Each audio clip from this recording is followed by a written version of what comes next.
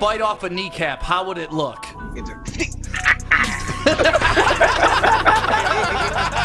Woodward Sports, let's go. Good morning. Welcome to the Morning Woodward Show. We're live from Detroit Manufacturing Systems. Joey, where are we? Man, we are at a world-class automotive supplier, and it doesn't get more Detroit than being out here. And it's a really exciting day because they employ thousands and thousands of Detroiters, and today is the employee rebranding party. So they're going to be unveiling a new logo today, and just an exciting time for all the employees because think about these last 2 years. There have been no events, so this is going to be an exciting time for everybody to get together and just have a good time.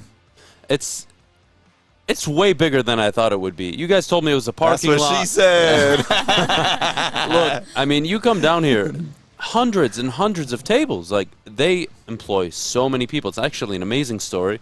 When we were talking to them prior to even being here, it was like a heartwarming. It was a heartwarming story. I mean, I couldn't help but like fall in love with it. I thought it was amazing. You look at all the employees now, like out here setting up. They have a bunch of gift bags. They're going to do a rebrand on their entire company, their logo, their color scheme, the whole thing. Like everything about today is like an exciting moment for them, and I couldn't be more happy. And I don't want to get my boy in trouble, so I'm not going to shout him out, but everybody here is big sports fans. They were talking about how he's like, yeah, I organize about 4 fantasy football leagues here and all of that. That's a lot. It's a lot of work to do. I mean, one fantasy league is enough stress every Sunday morning in and of itself. To add another 3, I would probably lose my mind. Yeah. But I would also be very happy. Yeah, so we're going to have some fun. We're going to be talking to some of the employees because they're all hyped to see Woodward Sports out here. They're like, oh, we got to get on the show. So the event officially kicks off at 9 o'clock this morning. We're going to be hanging out for the first 2 shows today. So Big D Energy will be here after this, and it's going to be a fun morning. No, it'll be a great morning. Terry Foster will be popping in shortly once we finish up with you, Joey. But kind of give everybody a backstory to where this all started, how it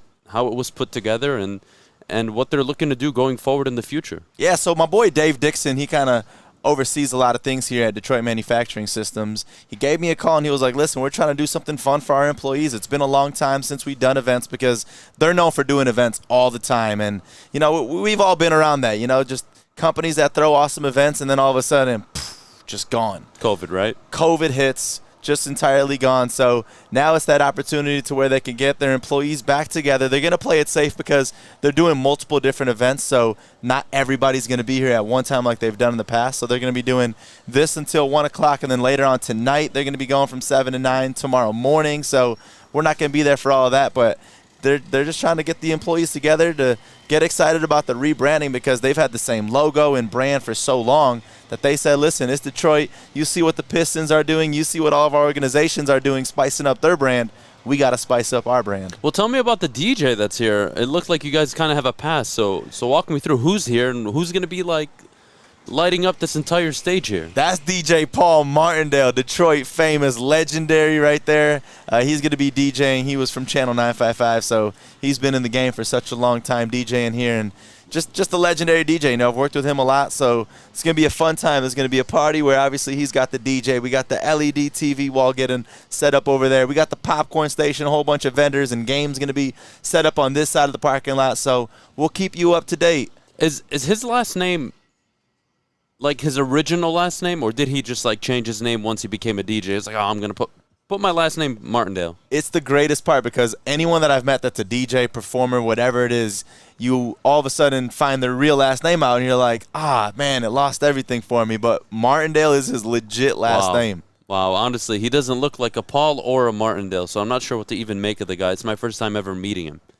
Yeah, I mean, listen, it's going to be a fun time. That's what I'm excited about. You're going to see a lot of employees popping on the show a little bit later because they're just going to be talking sports, hopping on, talking some smack, and hopefully hyping on our Detroit teams and going at it with you later on. Yeah, I'm excited. I mean, there's a lot of people here who don't like what I say, so it'll be interesting, especially some of our staff. But it'll be fun. We're going to be covering fantasy football. We're going to break down Matthew Stafford's game heading into L.A. We're going to discuss the state of the Michigan football program. So many great things coming up later on in the show.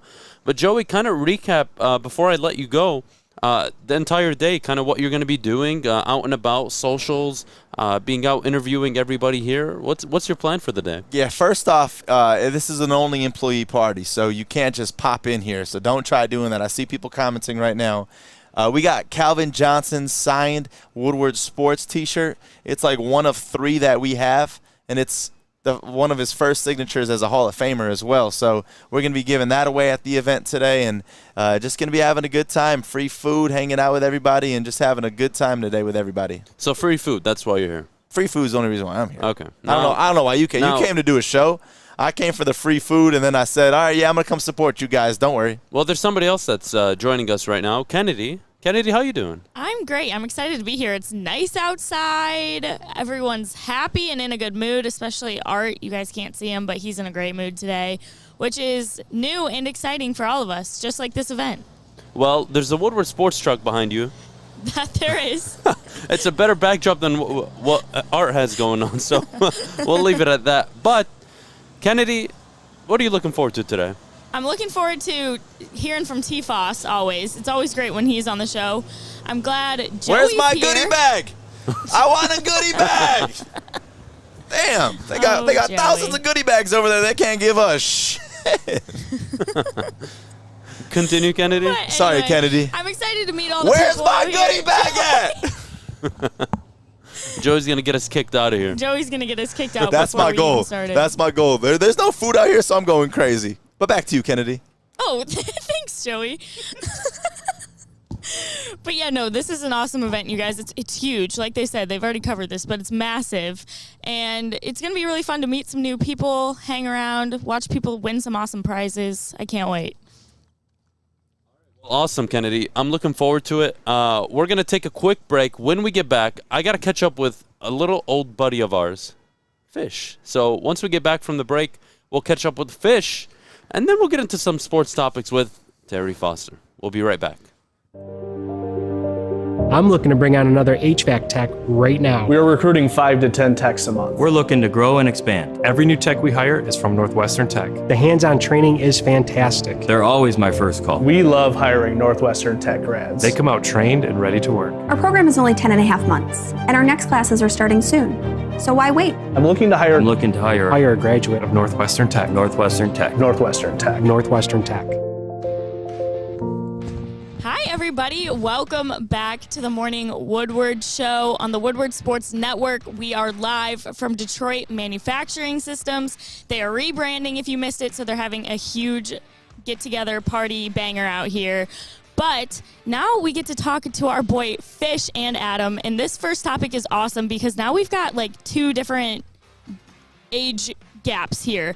So the first question is, growing up, which team did you consider Detroit's biggest rival? First of all, age gap. There's Well, what an am I, age like gap. 60? There's still an age gap. Knock it off. Fish, how old are you? 20.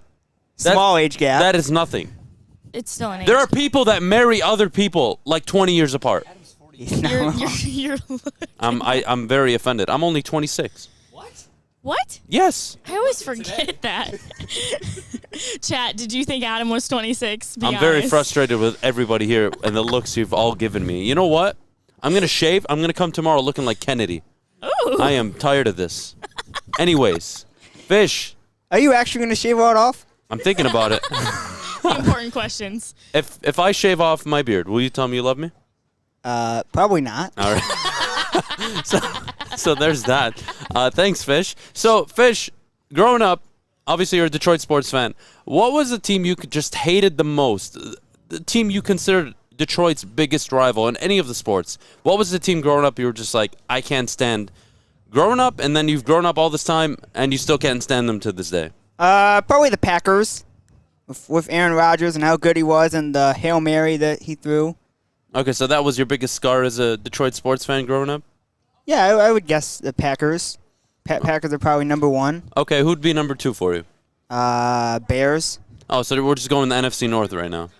Sure. Not Ohio State, not Michigan State, not Michigan if you're a State fan. Well, but Ohio State's too good. Okay. We have to talk Yeah, once Fish, Michigan that's actually right. competes. Well, so are the Packers. So- Packers have been too good for the Lions for the last 20, 30, yeah, 40 but the years. Lions have a chance. Michigan never really has a chance. I don't know. I don't know what you're seeing, Fish, but I would like to see it that way too. They had a chance in 2016 when they lost that game.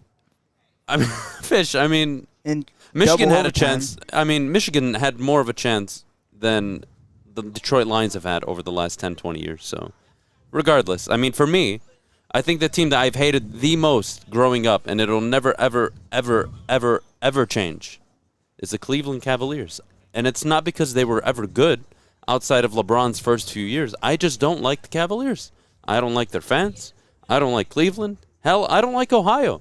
Who even likes Ohio? I know Kennedy's from Ohio. You like Ohio? Well, I have family in Ohio. I'm very offended. I'm very offended. Sense. I have family in Ohio, so it makes sense. I don't care if you have family in Ohio. We're talking about Ohio sports teams. They can all kick rocks, Fish. Okay, well, then I kick rocks. What? I'm so thrown off. Kennedy, help me here. I do support Ohio teams. I'm more Detroit, but I watch Ohio teams. So you just support everybody, Australia, Ohio. Hell, basically, at this point, you're going to support Matthew Stafford in L.A. is what you're doing. I will not do that. Why? What is the difference between supporting the guy in L.A. and supporting teams in Ohio? I have some. I can't think of the word. I have something in it. How? How? Because family. What do you mean? I have family, Fish. We're talking about sports. You can't like Ohio if you're from Michigan and you're supporting all the Detroit teams here. Yeah. Liking Ohio is not an option, Fish. Oh, okay. You have to understand. I'm the outlier then. You're the outlier that I don't want to like right now. I like Michigan more than Ohio. Oh, that doesn't do much for me right now. Well, it should. Kennedy, what team growing up did you absolutely hate? Well, she's going to say Michigan. Oh, this bee is like obsessed. This is a mess. There's a bee that's like obsessed with us right now. But anyway, I'm so sorry. The Green Bay Packers have always been my most hated team easily. Okay, so from the vibes the Fish is giving me right now. The most annoying fans ever. No, they don't. Who's more annoying? The Lions have the most annoying fans. You would say and that. The Bears. We don't the wear NFC cheese North? on our heads. I would wear cheese on my heads if that Stop. means I'm getting to 6 NFC championship games in the last 14 years. No. But one that I do want to get into that I actually don't necessarily know the background behind. I don't know if I was too young. I didn't watch the game. But the Red Wings always had that beef with the Avalanche. Yep. And I really don't know why. And I picked up on it because I was watching South Park. And I was like, we're supposed to hate the Avalanche. And I just went with it because South Park told me that Detroit hates the Avalanche. And I was like, yeah, screw them. Yeah, I think anybody growing up in the late 90s, early 2000s, you saw really the NHL kind of at its peak in regards to addressing and the fighting aspect of the game. The Red Wings rivalry with the Avalanche has been untouched in the NHL since. I don't think there's ever been a rivalry even close to it. Unfortunately, it's kind of lost its feel. The teams changed divisions, conferences. They're no longer, at the top of the game like they were back in the 90s. So a lot of factors into that. But the Avalanche are a good one. I think if you're a Pistons fan, you probably hated the Pacers and the Bulls growing up, especially the Bulls. But I mean, I can think of so many teams that I just dislike. I'm starting to dislike the Houston Rockets fan base too. Yeah. I could care less about Houston, but their fans are so annoying. Fish, what are we gonna do with these Houston fans? Is it the fans or just Jalen Green? It's both. Is it both? They're both dumb and delusional. Remind you of anything?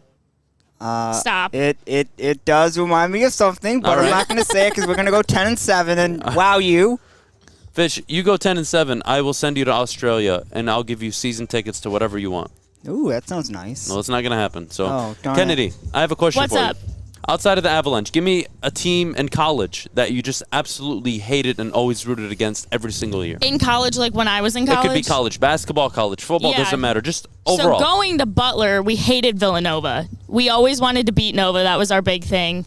So yeah, that was our biggest rival. Butler's football team is quite tragic, so we didn't really have a rival there. You could argue Dayton maybe, but who cares?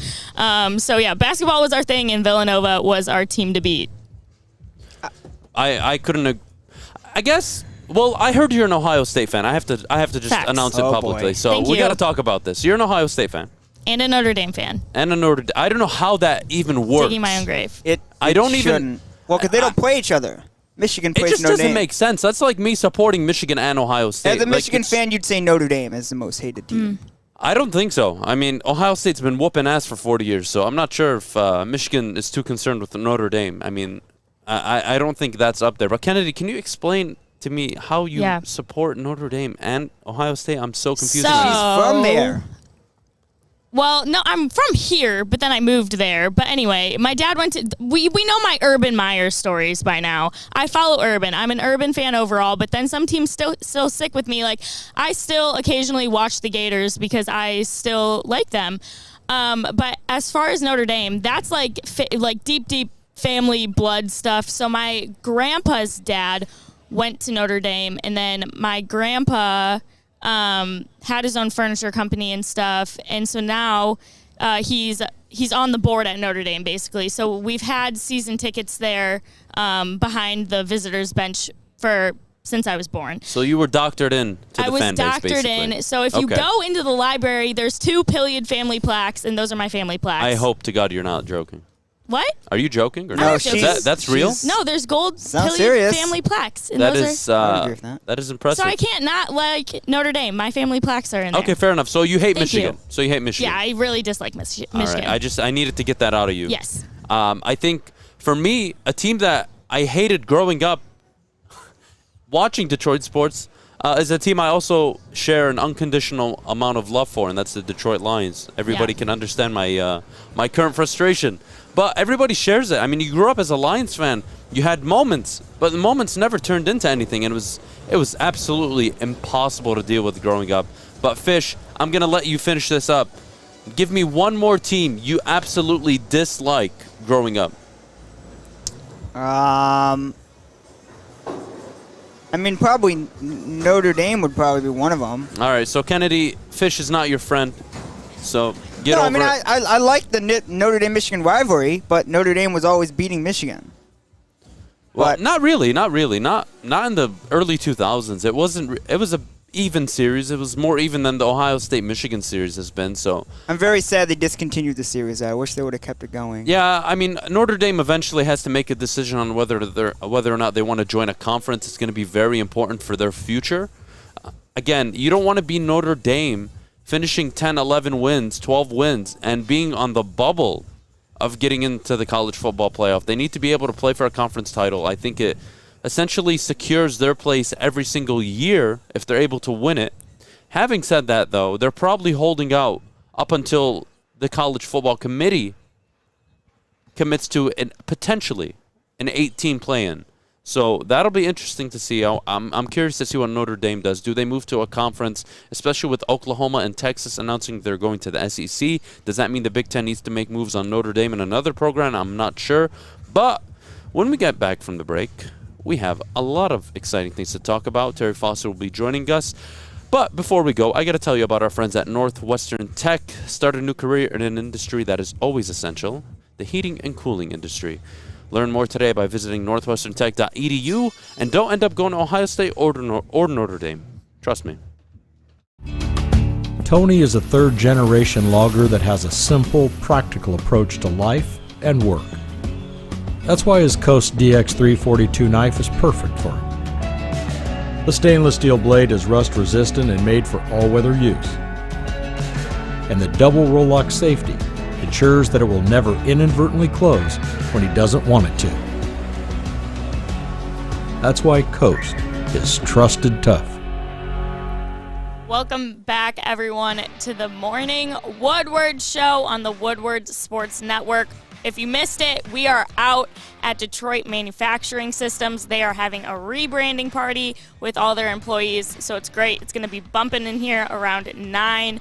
But before we get everyone in here with us, we've still got Fish, we've got Adham with us, and now we're going to break down Matthew Stafford's game. So will it translate into a major success for the LA Rams, even though he didn't perform the way we wanted him to in Detroit? Adham, let me know. Well, I think, first of all, you have to look at situations, right? Matthew Stafford's career in totality was a failure in the win-loss column. So it's easy to say, well, he's in LA now. He's probably going to do the same thing. But, again, situational. He's never had a better head coach. He's never been part of an offense that is built essentially towards what he's trying to do. Matthew Stafford can hit all of your 3-step, 5-step, 5-step, 7-step drops. He can make essentially all the throws. Really, your concern with Matthew Stafford, and that's been probably his biggest knock in Detroit, is in the big games, can he step up and lead your team to victory? And not only that, he makes turnovers at the worst possible times. He's been notorious for it in Detroit. And Fish, I know you're a big Lions fan, but taking away Stafford, he's now in LA. He's obviously in a better situation. They're in a win-now situation. Do you think Matthew Stafford's game translates into a Sean McVay offense more so than Jared Goff during his time there? It should. I mean, they're definitely going to get 8, 9, 10 wins. So, yeah, his game should translate. He was a good quarterback here. He wasn't great, but he was good. So, it'll translate. I share a very similar view on Stafford. I think he was pretty good. Above average, but he was never great. And that's one of the reasons why the team never really accomplished anything in the 12 years he was here. Did you see how happy Fish just got that you agreed with him? His face, look at him. He's so happy. I'm happy for you, Fish. I'm so glad you're not getting attacked out there. I want to get attacked. What do I have to say to get attacked? Well, I mean, you keep up Lions, the 10 and 7. Wins. There we go. You keep up the 10 and 7 stuff. I'm going to have to knock your head silly. But listen, again, Matthew Stafford, what does he do best? He can throw the ball downfield. He can make your intermediate throws. He can even make the short throws that they like to run with Robert Woods and Cooper Kupp. The Cam Akers injury, I think, is going to affect the overall team performance this season. But, again, breaking down Stafford's game, what is he known for? What can he do so well? Kennedy, give me your take on Stafford's game. Stafford, I don't have a big problem with his game. Obviously, turnovers have been a giant issue for him in the past. Some people even go as far as to call him a turnover machine. I don't know if I would necessarily go that far, but what qualities do you think he can bring to LA that Goff couldn't? Oh, and also, welcome, Terry. We're glad you're here. Thank you. I thought I'd never find this place. In fact, it is hard. I got stuck in my car. What? Okay, how'd that happen? I dropped my phone between the seats and the console, and I reached for it, and then you just couldn't get it. Just couldn't get the. I've couldn't seen get the phone. I couldn't get my hand out. Fortunately, I'm able to get my hand in there, but my wife, she does have this thing that fills the gap on the side of the passenger and the driver's seat, so that if you ever drop your phone to the side, it never goes through. It is the craziest thing I've ever seen in my life. I need one of those because this is the third time this has happened. I have an extra one, Terry. I'll give it to you. Yeah, one time I was stuck in the garage at my house, and I had to call my wife. And she said, "What's wrong?" I said, "I can't come in the house." She said, "Well, why not?" I said, "My hand is stuck in this console." And it's never happened with my old car. She made me get this funky little car that I don't like because we were trying to save money and all this kind of stuff. And I can't stand this car. You gotta. Oh, Terry. I gotta figure out what it is, Terry, and give it to you so you can purchase it and put it on your on the side of your driver's seat. It is a lifesaver. I thought it was small hands. Every time I've driven her car and I've dropped my phone, I'm like, oh, I don't have to reach down. This is super convenient. But Terry, we started off the show talking about Detroit teams or Detroit rivals we hated or you hated growing up. So I kind of want to get your take on that before we move into Stafford. Way old school. Okay. I grew up hating the Chicago Bears. I grew up hating Dick Butkus, all those old-time Mike Ditka, all those dudes. McMahon? They were, huh? McMahon? I liked him. Who did? Because he was different and edgy, and so I really liked him. But Dick Butkus, he used to intimidate the Detroit Lions. He not only would tackle them, but he would kind of do things. I heard that he would roll over, twist ankles? Yeah, that, and he would fart on them. He would fart on Detroit Lion running backs. I mean, they kind of deserved it. I mean, if you think about it. Well, no man deserves to be farted on. I mean, if you're I don't playing care how bad you are. I mean, Terry, come on. I mean, there are moments where the disrespect is kind of warranted. You look at the Ty Lue, Allen Iverson situation, kind of warranted. The LeBron dunk on, what was his name? Terry. Terry Foster. You dunked on me. No, not on you. Not on you. He's a little short guy. But long story short, I think it's always warranted. But my answer originally was I hated the Cleveland Cavaliers. And never because they were good or that they beat the Pistons, or that they did anything significant in the last 30, 40 years, but I just didn't like Cleveland. I hated Cleveland. I hated the city. I hated their fans. I didn't like them. I didn't like anything about Cleveland. When LeBron was there, I hated Cleveland even more. When he left, I grew an even more distaste for them. And to this day, I couldn't explain why. I just despise Cleveland. You know, well, one thing, when you go to Cleveland, you know they're assholes to you. Yep. Now, I always thought Chicago was jerks to people from Detroit. It's worse in Cleveland. Yeah. And I'm starting to feel the vibe that Houston is developing into Cleveland for me. Just based off this Jalen Green and really their fan base on Twitter is absolutely... That's why I'm an advocate of Christmas Day Pistons Rockets. Got to make it happen because they always have marquee games. Pistons haven't been on Christmas like forever. Well, Terry, we before you joined, we were discussing Matthew Stafford's game. We wanted to break it down a little bit. How will it translate in L.A. under a new head coach, probably the best head coach he's had, probably the best defense he's had, probably the best supporting roster he's had outside of maybe the Calvin Johnson era under Schwartz and Caldwell? What are you expecting from Matthew Stafford and how his game will translate in LA? One of your questions is what does he have? He has a very strong arm. Everybody in the league talks about the strength of his arm. What they question is the strength between his ears. They put that arm up against just about anybody in the league. So now I am of the belief that the NFL, more than any other sport or league, is team-oriented. He's got a better team.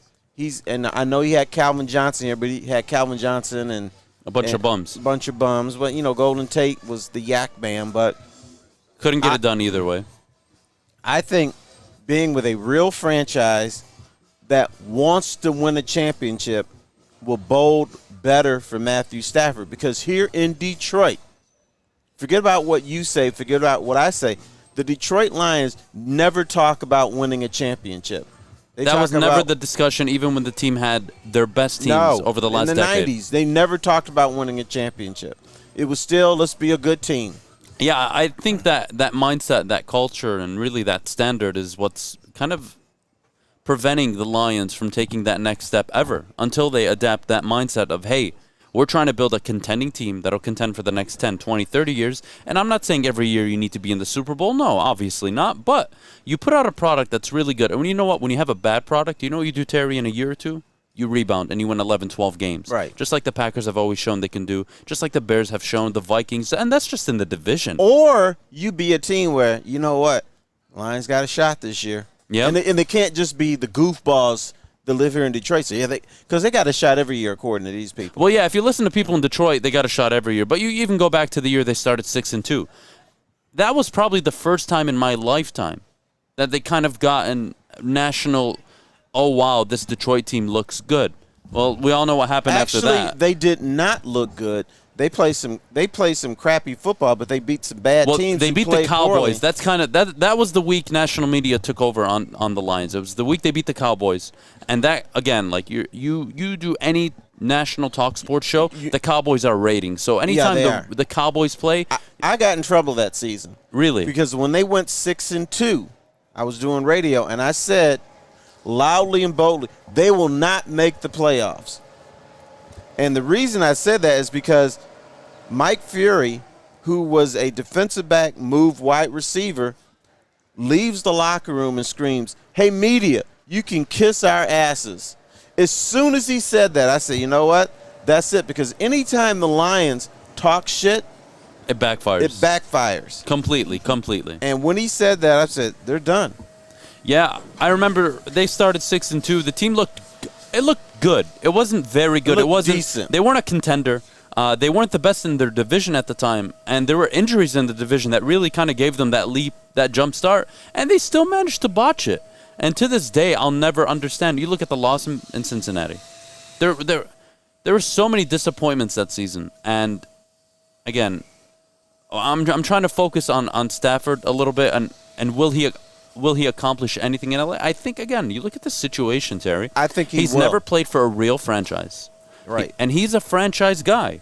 People can talk about his game and what he did or didn't do, but what he was the definition of a franchise quarterback. That guy played 12 years in one place, gave you everything, gave you consistency. Granted, he didn't give you any wins, but hey, you take a quarterback for a 10, 12-year stretch and you can't put anything around him. You got to look in the mirror at the end of the day.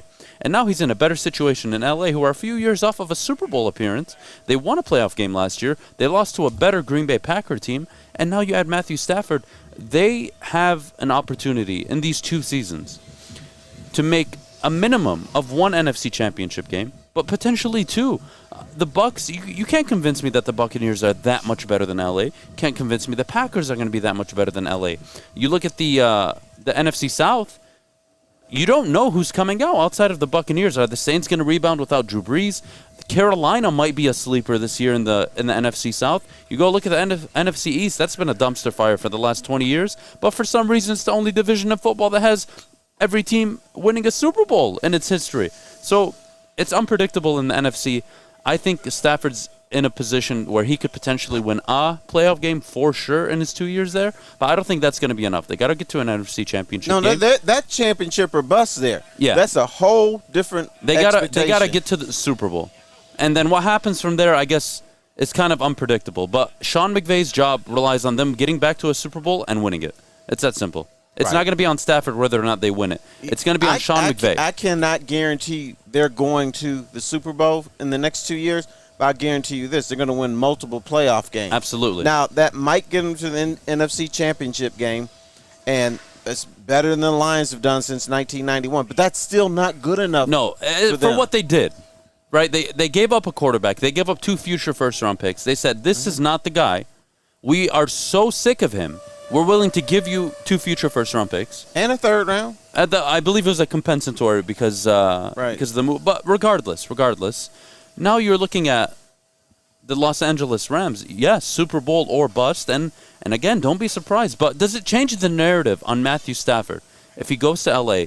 and in the 2 years he doesn't accomplish the Super Bowl? He never makes it. But he does win, let's say, 3 playoff games, and they make multiple NFC championship appearances. Is that good enough to change the narrative? I don't think so. I still think it changes the narrative, but it doesn't swing it enough to say that Matthew Stafford is a great quarterback. He'll never be great unless he wins. He's got to win the game, right? And I think the NFC championship is a start. If he wins the NFC championship game, that is a very impressive feat.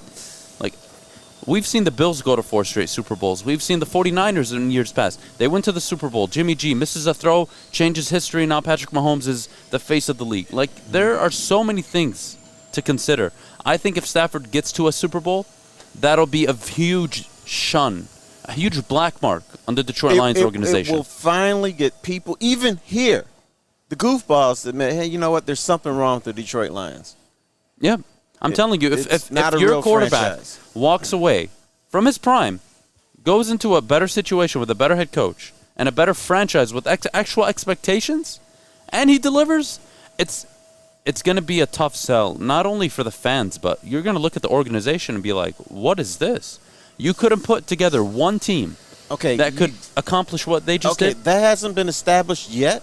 Never. That hasn't been established with a franchise that's won 1 playoff game since 1957. That hasn't been established yet with a team that hasn't won the division since the 90s. These people who talk about the Lions, man, these are my Lions, weren't born the last time the Lions won a playoff game. Yep. That's how long it's been. Last division title, I believe, 93, correct? Yes. 93. And then the playoff win, they came that 94, the 93-94 season. They won, I believe, in the wild card. Then they got that was 91. 91, they made the NFC Championship game, right? They haven't won a playoff game since. Ah, that's right. They won the division, then they got bounced. They got a bye, won one game. Beat the hell out of the Dallas Cowboys. And they got the hell beaten. Mollywopped by the Redskins. Yep. All right, well, thank you, Terry, so much. When we get back from the break, we got a lot of stuff to talk about. But do remember, we're live from the Detroit Manufacturing Systems. They are launching their rebrand for the entire company. It's an exciting time here. They're setting up all the tables, DJs getting ready, goodie bags, everything. It's a private event here in Detroit. We'll see you back right after the break. You know why realtors love using Hall Financial as a lender? Because of our commitment to speed and service. We have nearly 4,000 five-star reviews already. Call today, 248-308-5000, or go to callhallfirst.com.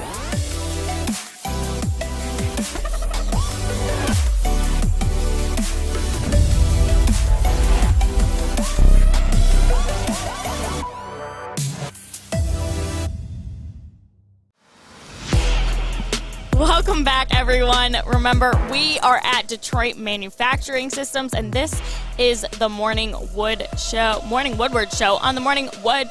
Wow, I am going to keep messing that up. It's a tongue twister. It's definitely a tongue twister. Thank you. Back me up there. Okay, the Morning Wood Show on the Woodward Sports Network. Lots of W's for me. There we go. Thanks, Terry.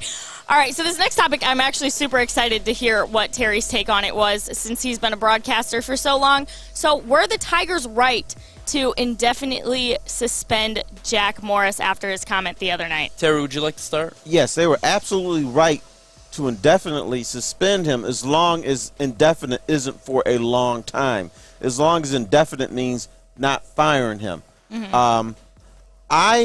I believe this. I do not believe in death sentences for stupid things that people say. If that was the case, then I would have been fired a long time ago, and I would never make any money. But what you need to do is you need to pause things and remind people like Jack Morris, there's a reason why you don't go very, very good, or what he did with Shohei Ohtani. Yeah, because using Japanese slurs or Asian slurs has been used historically in this country to make sure that we tell Asians, we're putting you in your place. You're not as good as the rest of the country, so we're going to stereotype you. We're going to character you. We're going to make fun of your speech just to remind you that you're lesser than. Mm-hmm. That's where the history of that comes through, and that's why they need to sit Jack Morris down and explain to him. Educate him. Yeah, educate him so he can educate us. Yep. The rest of society. They're putting him through bias training. So. Yeah, I don't even know what bias training is. I guess, you have to understand Jack Morris is a very old man. Right. So he 66, doesn't, right? He doesn't come from an era of, politically correct. We all have moments, I think, and we all make mistakes. So I agree with Terry. He should have been suspended.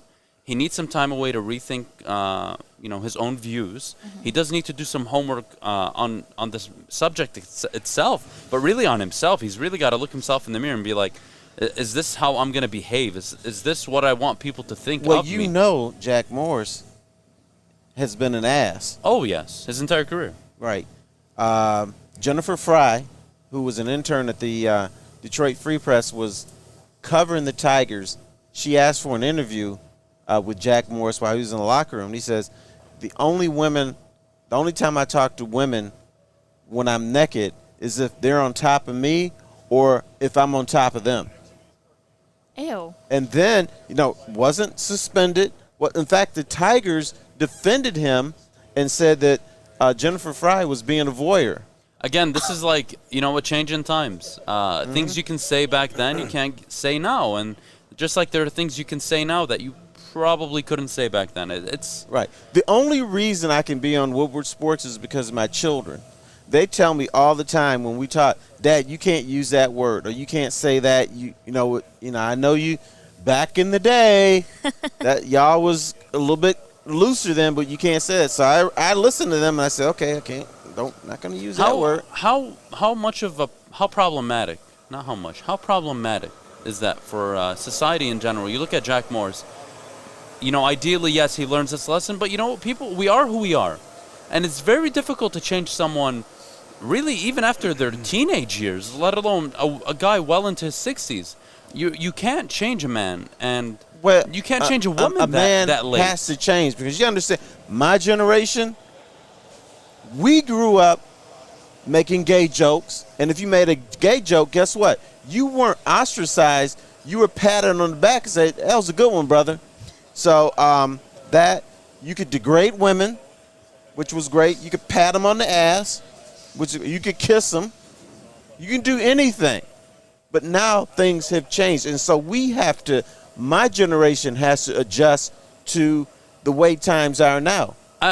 I want to say yes completely, but there are a few that are no-brainers. You need to adapt. Like, we're not in the 1970s. We're not in the 1980s anymore. That is correct. But how problematic is it for society if you have such a difference in how the world operates now, and you have, a 30-40% of the population that doesn't see it that way? Like, right. How do you educate? It's so easy to say we can educate, we can send them to bias training, but is that really going to work? I don't think he should be fired for it. Everybody deserves a second chance. You make mistakes, all right, cool. Like, let's prove you understand your mistake and don't make it again. And if you do, then you're gone for sure, forever. Right. So it's common sense, but I think a lot of these old timers talking to them, they don't know. They legitimately don't know that society has changed. Now, we don't say stuff like that anymore. I know for a fact that Jack Morris meant no malice when he said that. But he has to understand that's not the way we roll anymore. And I think that's the thing people kind of take away. Was it said in spite or through hatred? Honestly, probably not. No, it was. Not. But was it? He was trying to entertain. Yeah. Was it a lack of taste? Yeah, probably. Was he trying to offend the entire culture? No, that was not his intention. He didn't go up to the game and think like, man, today I'm going to get him good. I'm just going to wait for my moment. Like, or at least I'd like to think that wasn't his way of thought, because if that is, then he But even if that's the case, if you mess up, you mess up. And you know what? I have another problem with Jack Morris. His stupid apology. I am sick and damn tired when somebody says something stupid. The first thing out of their mouth is, well, if I offended somebody, I'm sorry. If some people were upset about this, I'm sorry. No, here's how you apologize. I messed up. Mm-hmm. I offended people. I need to do better. I'm sorry.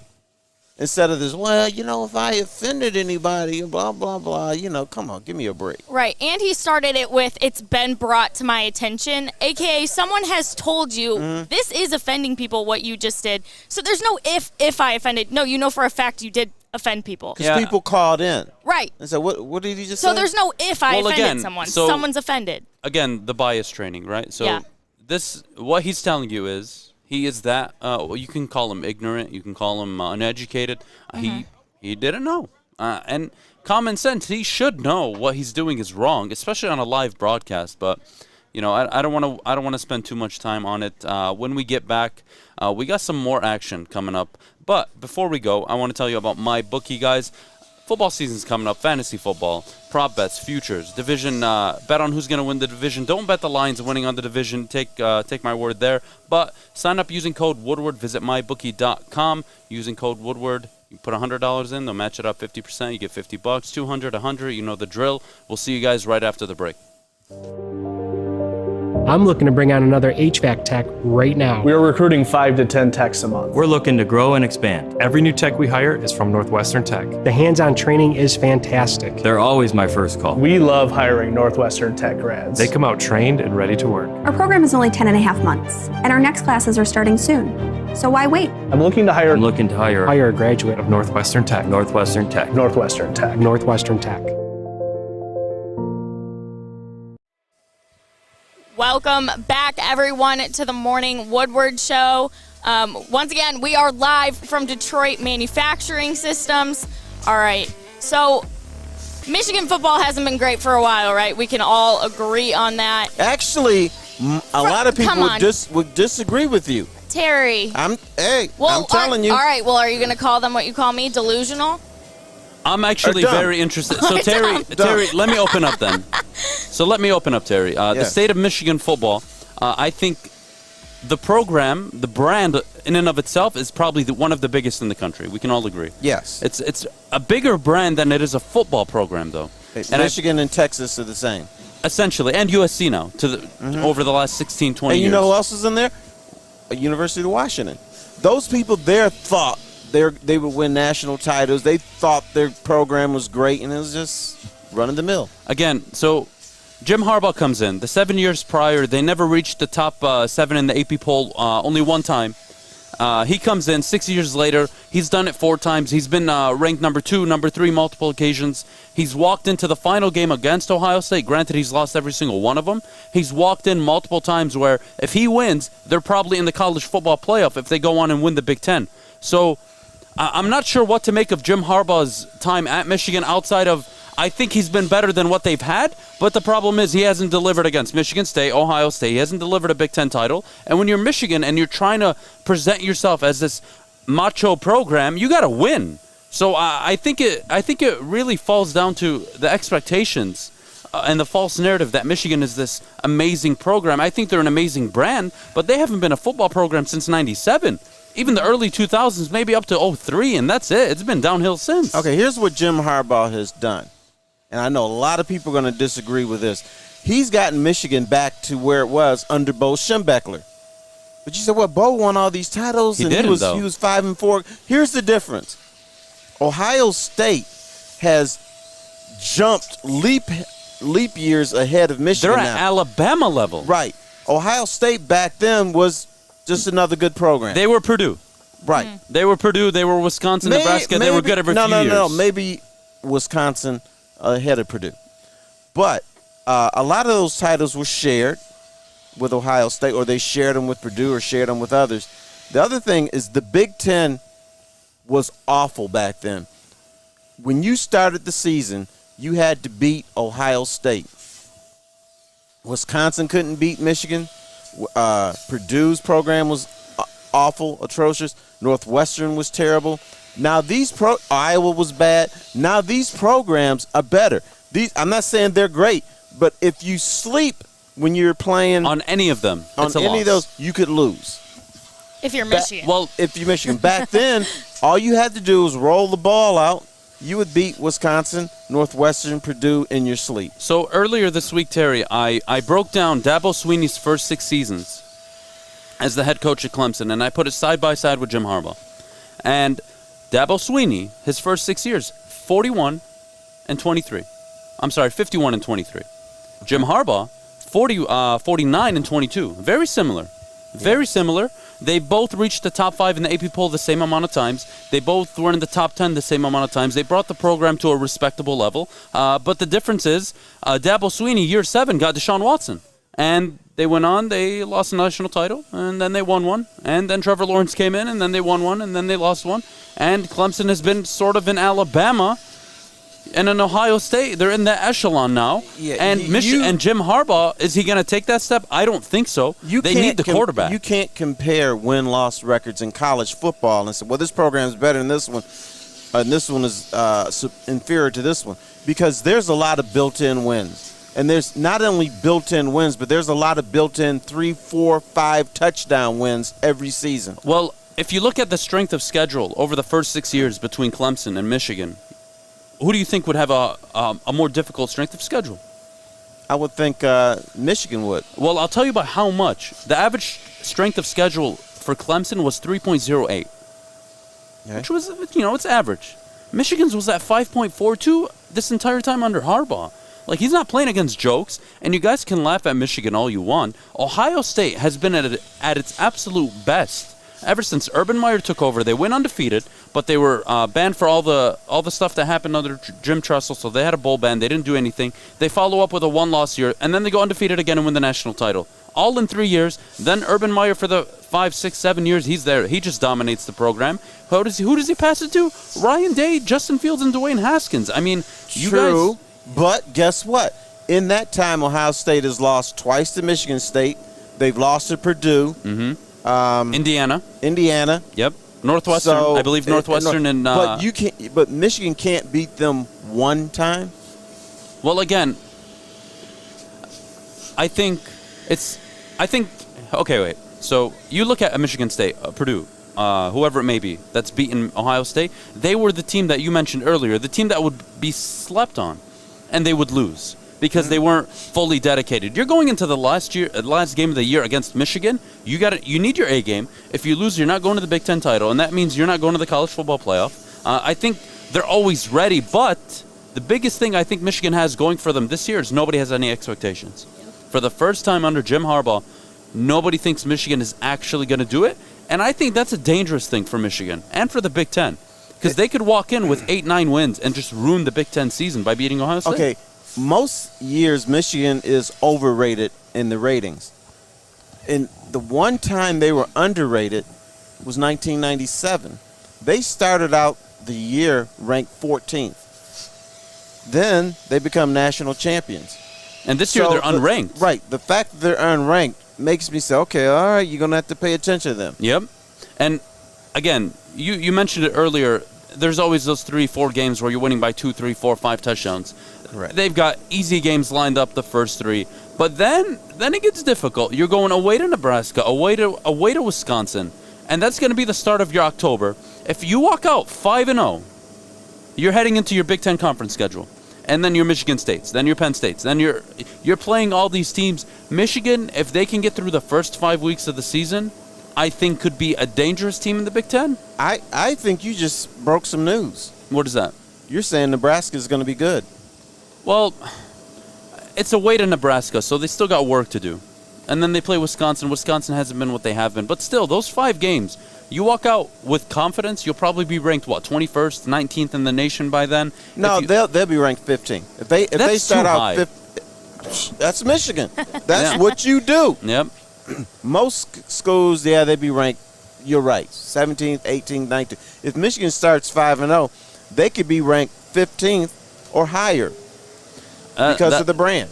See, and again, that's the thing. So what do you do with Jim Harbaugh? My feeling on Jim Harbaugh is he's the best thing you not only have had in the last decade, is I don't see the ideal 100% home run replacement.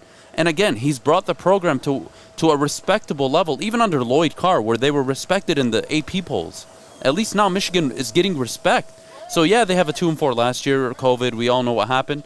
But again, Jim Harbaugh just got rid of Don Brown. I think the best move that he could have made, and he had to make, because Don Brown's been a piece of garbage as a defensive coordinator. So I think Michigan shouldn't move on unless they lose again to Michigan State this year. If they lose to Michigan State again in year 2 of Mel Tucker's rebuild, I think that's a scar on Jim Harbaugh's record. That's a huge scar.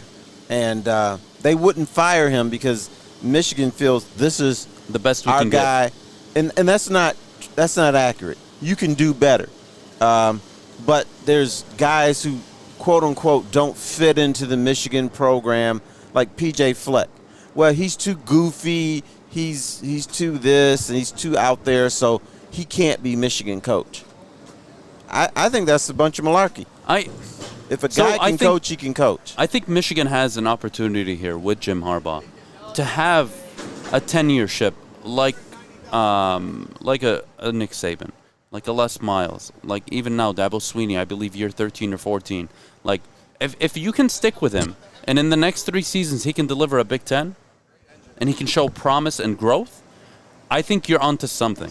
Again, I can go back and look at Dabo Swinney winning 4 times they had double-digit wins. Under Harbaugh, they've had 3. Like, very similar, but what clicked was they got the quarterback right.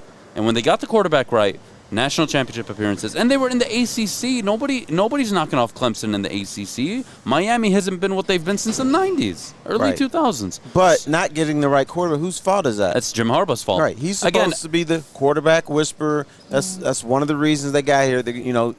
Every September, we have the September Heisman. And we have whoever is Michigan's quarterback wins the Heisman for September, and then by October, he's throwing replaced. interceptions every other pass. Right. Yeah, and this whole 2-quarterback system, they got to move on from it. But we'll move on from the Michigan topic. When we get back, we're going to kind of recap the event, everything that's going on. They're getting almost ready. Event kicks off at 9 o'clock, so we're 7 minutes away. When we get back, more sports talk with Terry Foster and myself. Thank you for tuning into the Morning Woodward Show here on the Woodward Sports Network. We're live at the Detroit Manufacturing Systems. You know why realtors love using Hall Financial as a lender? Because of our commitment to speed and service. We have nearly 4,000 5-star reviews already. Call today, 248-308-5000, or go to callhallfirst.com.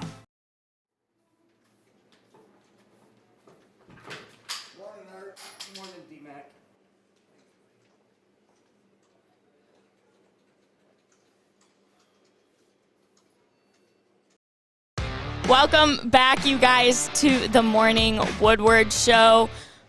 We've got a lot going on here. They're gearing up to get ready at the Detroit Manufacturing Systems. Their party starts at 9, so we're 6 minutes away. Very exciting.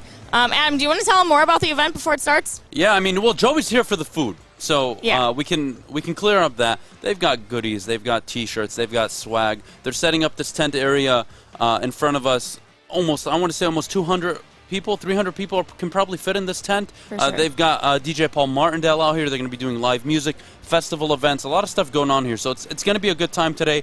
But Kennedy, So they like their employees. well, actually, they're very well known for throwing parties, and ever since COVID, they haven't been really able to build that that camaraderie with all of their employees. So this is kind of the first time they've really done a big event, and we're happy to be a part of it. But Kennedy, could you kind of walk us through what Kate Cunningham's been talking about recently? Yeah, so Kate actually came out and called LeBron the GOAT, and I can't wait to get Terry's take on this because I think one of the my favorite clips that I've ever made of Terry is him calling LeBron like the biggest crybaby. So I want to hear more from you, Terry. Is Kate right to call LeBron the GOAT? Well, he's young.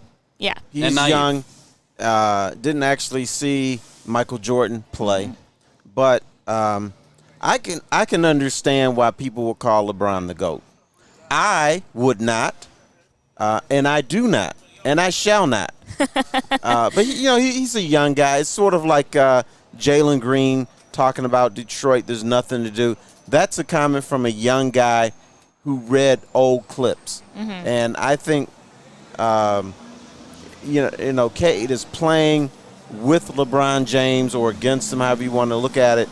And so he's a guy that's going by what he read. He's going by highlight clips. He's not going by watching these guys play night in and night out. So I forgive him for that. All right. I could care less who he thinks the GOAT is. I don't think it's a conversation. You got to look at LeBron and MJ differently. LeBron, probably one of the most consistent team facilitating superstars you'll ever see, can do it all. But you know what? There's one thing I'll never get over, and that's during LeBron's prime, everybody got theirs. When MJ finally got over the hump, nobody could sniff a ring. He had to retire for people to get theirs. And he was a superstar year one. He walked in, he showed up the whole league. He was the best player. He just learned how to play team basketball.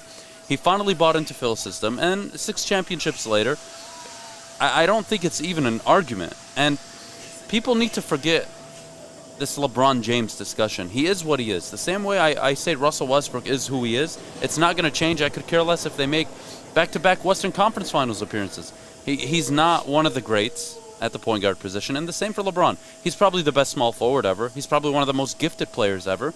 He's probably, top 3, top 5, Terry? But you can make a case for Magic Johnson being number 2 ahead of LeBron James. I can make a case not only for Magic, for Kareem Abdul-Jabbar. The reason they don't say Kareem is because his entire game was played in the paint. Other guys we're talking about, they played the perimeter, they played inside, they could drive. They were more athletic than Kareem. Kareem would just get in that paint and bury for 30 points. So I think that's the reason he doesn't get the love that he deserves, is because of the style of basketball that he played. Well, Wilt Chamberlain, everybody obviously legend, probably a freak of nature at his time and during his period. You look at players like that, I don't believe they should be. I think slowly they're going to be pushed out of the top 5, top 10, top 15 probably in the next 20 years. Where does LeBron fall for you all time if you were to put him in a list? I put him 3rd. 3rd? Yes. Okay, and that's not a bad thing. And he's in the starting 5 of all time. Is that a crime? I mean, it's a crime if you ask Joey. Well, there's something wrong with Joey. Well, Cade obviously believes LeBron's the GOAT. What do you think has prevented LeBron from achieving that GOAT status? Obviously, so many finals appearances. But even for people like me, I have a hard time putting LeBron over Kobe. I have a hard time putting LeBron over Duncan. And, people can talk about LeBron's 10 finals appearances and his 4 titles. But I can talk about Kobe's 7 appearances and 5 titles. I can talk about Duncan's, 6 appearances, 5 titles. One of them, actually 2 of them coming against LeBron. Duncan, a dominant regular season player. Kobe, dominant regular season. Didn't win nearly enough MVPs that they probably There's deserve. one little stat about Kobe that bothers me. Okay. He has missed more shots than anybody in NBA history. And when you saw Kobe, particularly early in his career, I mean, he was jacking him up. He was the guy at the YMCA. I'm going to get my I know we're playing to 15, but I'm going to get my 30 or 40 shots. And that's what he did. And he did it in a way, though, at times, yes, detrimental to the team, but he never went off of who he was. He always put himself and his team in a position where they were going to be something, especially when they got Paul Gasol. That whole rebirth after the Shaq era. He was a willing passer, one of the best passers in the league. Reason why he won a unanimous MVP. Not in 2004, though. Not in 2004. He was still a superstar. He was, but you know what? He gave the Pistons that championship in 2004 because he thought Shaq was too fat. Well, he was. He didn't want to. Oh, here we go. He didn't want to pass it down to him. Terry. So LeBron James, I mean not LeBron James, but Kobe said, "I'm not giving you the rock the way I should," and the Pistons ended up with the Pistons sweep. Terry, I got beef with Kennedy. She thinks I'm fat shaming He people. fat shames everyone. You can't give him the chance to do this anymore, Shaq Terry. was fat. Oh, he was fat. give me a break. He was overweight. And Mike McCarthy is fat. Okay. Just like Charlie Weiss was fat. How about this? He was big boned. Big bone. I'm not going with big bone. Big boned. It's like girth. This. You don't think is Shaq not- has girth? Shaq had girth. Shaq was strong. He was. He was girthy. He's a very strong, but he's strong now. He's got big arms, but he didn't have the tent in front of him like Charlie Weiss had. Terry, But he was- am I but he wrong? was Am I fat. wrong? Am I wrong to associate Mike McCarthy's poor coaching with his lack of physical health? Come on, Terry, back me. Well, I can make the argument. being fat doesn't mean you're a bad coach. Thank we have you. the Andy Reeds, we have the Bill Belichick's, but I'm just saying, if you can make the argument that it makes the great coaches great, I can make the argument that it makes the bad coaches really We're bad. not saying being overweight makes you a great coach, but it's not preventing you from being when a you're good coach overweight, either. when you're overweight, and you're not like this genius / savant of a coach like Mike McCarthy isn't, Oh, okay. you can't just walk in with a belly and expect to command the locker room of 52 guys who are in the Stop it. best shape of their life. Time out for a switch break. Now, you added a caveat. You can't add a you, caveat. Terry. You said if you're fat and you don't have the coaching Well, I'm acumen. associating the if you're coaching with the fatness. If you're skinny and don't have the coaching acumen, you're not going to be a great coach. Right. That's true, but we're talking about fat coaches. Fat coaches. Okay. And I called Mike McCarthy fat, and I think one of his problems is that he can't adapt. He couldn't adapt in Green Bay. There's a reason why they sucked the last 2 years, and the moment he left, they went to back-to-back NFC championship games. There's a reason why he walked into Dallas. Yes, Dak Prescott got hurt, but you know what? That roster was actually not bad. All Couldn't right. do much with it. Adam, In the worst division in football, let's keep that in mind. Okay, McCarthy does Weight Watchers. He goes and He becomes does Weight a Watchers. CrossFit You can mom. tell me he does Does he- CrossFit. You can tell me he Okay. does P90X. Does he become a better coach once he loses the weight? I think if he stops eating 15 Snickers pre-game, Oh my God. he's going to be able to make much better decisions in the game. Okay, was George Perlis fat? Yeah. Okay. Did he win Big Ten Yeah. championships in Andy Michigan Reid State? is fat, and the dude smashed a double cheeseburger after Okay. the Super Bowl. I'm not making the argument that fat people can't be great. No, I'm just saying. fat I'm has just nothing to saying. do with it. That. Okay, yeah, I see you're backtracking. I'm not backtracking. I'm You're just backtracking. saying very clearly. No, okay. he's In the adding case of Mike stuff. McCarthy. He's adding stuff in. He's getting No. caught Well, up. if Terry. he's Terry, fat the and he's a dumb conversation- coach, you can't be a good The coach. conversation started because Skip Bayless attacked Mike McCarthy's physique. And all I said on the show was I could make the argument that Mike McCarthy's physique is part of his problem. Here's my argument. Shame on you for using a Skip Bayless argument. Yeah, let's go, Shame Terry. on you. You need to be better. I'm just saying. You could equate the two if you really wanted to. But Kennedy, Okay, I'll get us back on track here. I think you actually said, actually, like you never make good points, but I think you said something interesting about LeBron at the beginning of the conversation. You called LeBron one of the best team facilitators. Now, tell me what you meant by that. Do you mean he's the best at building teams the way he wants to? Because he's been accused of super teams before. Well, he is. No, I mean, that's not an accusation. That's accurate. That's a fact. Some people try and say it's not true. LeBron took. He's a bad general manager. Yeah, he's a horrible GM. You go ask all the people he's ran out, all of his coaches, but it's not the point with LeBron. He's actually not the GM. The problem is he convinces the bad GMs that work with him that those are the right moves. And again, he ran away from Cleveland. That's being the GM for a player. Assistant GM, but he ran away from Cleveland.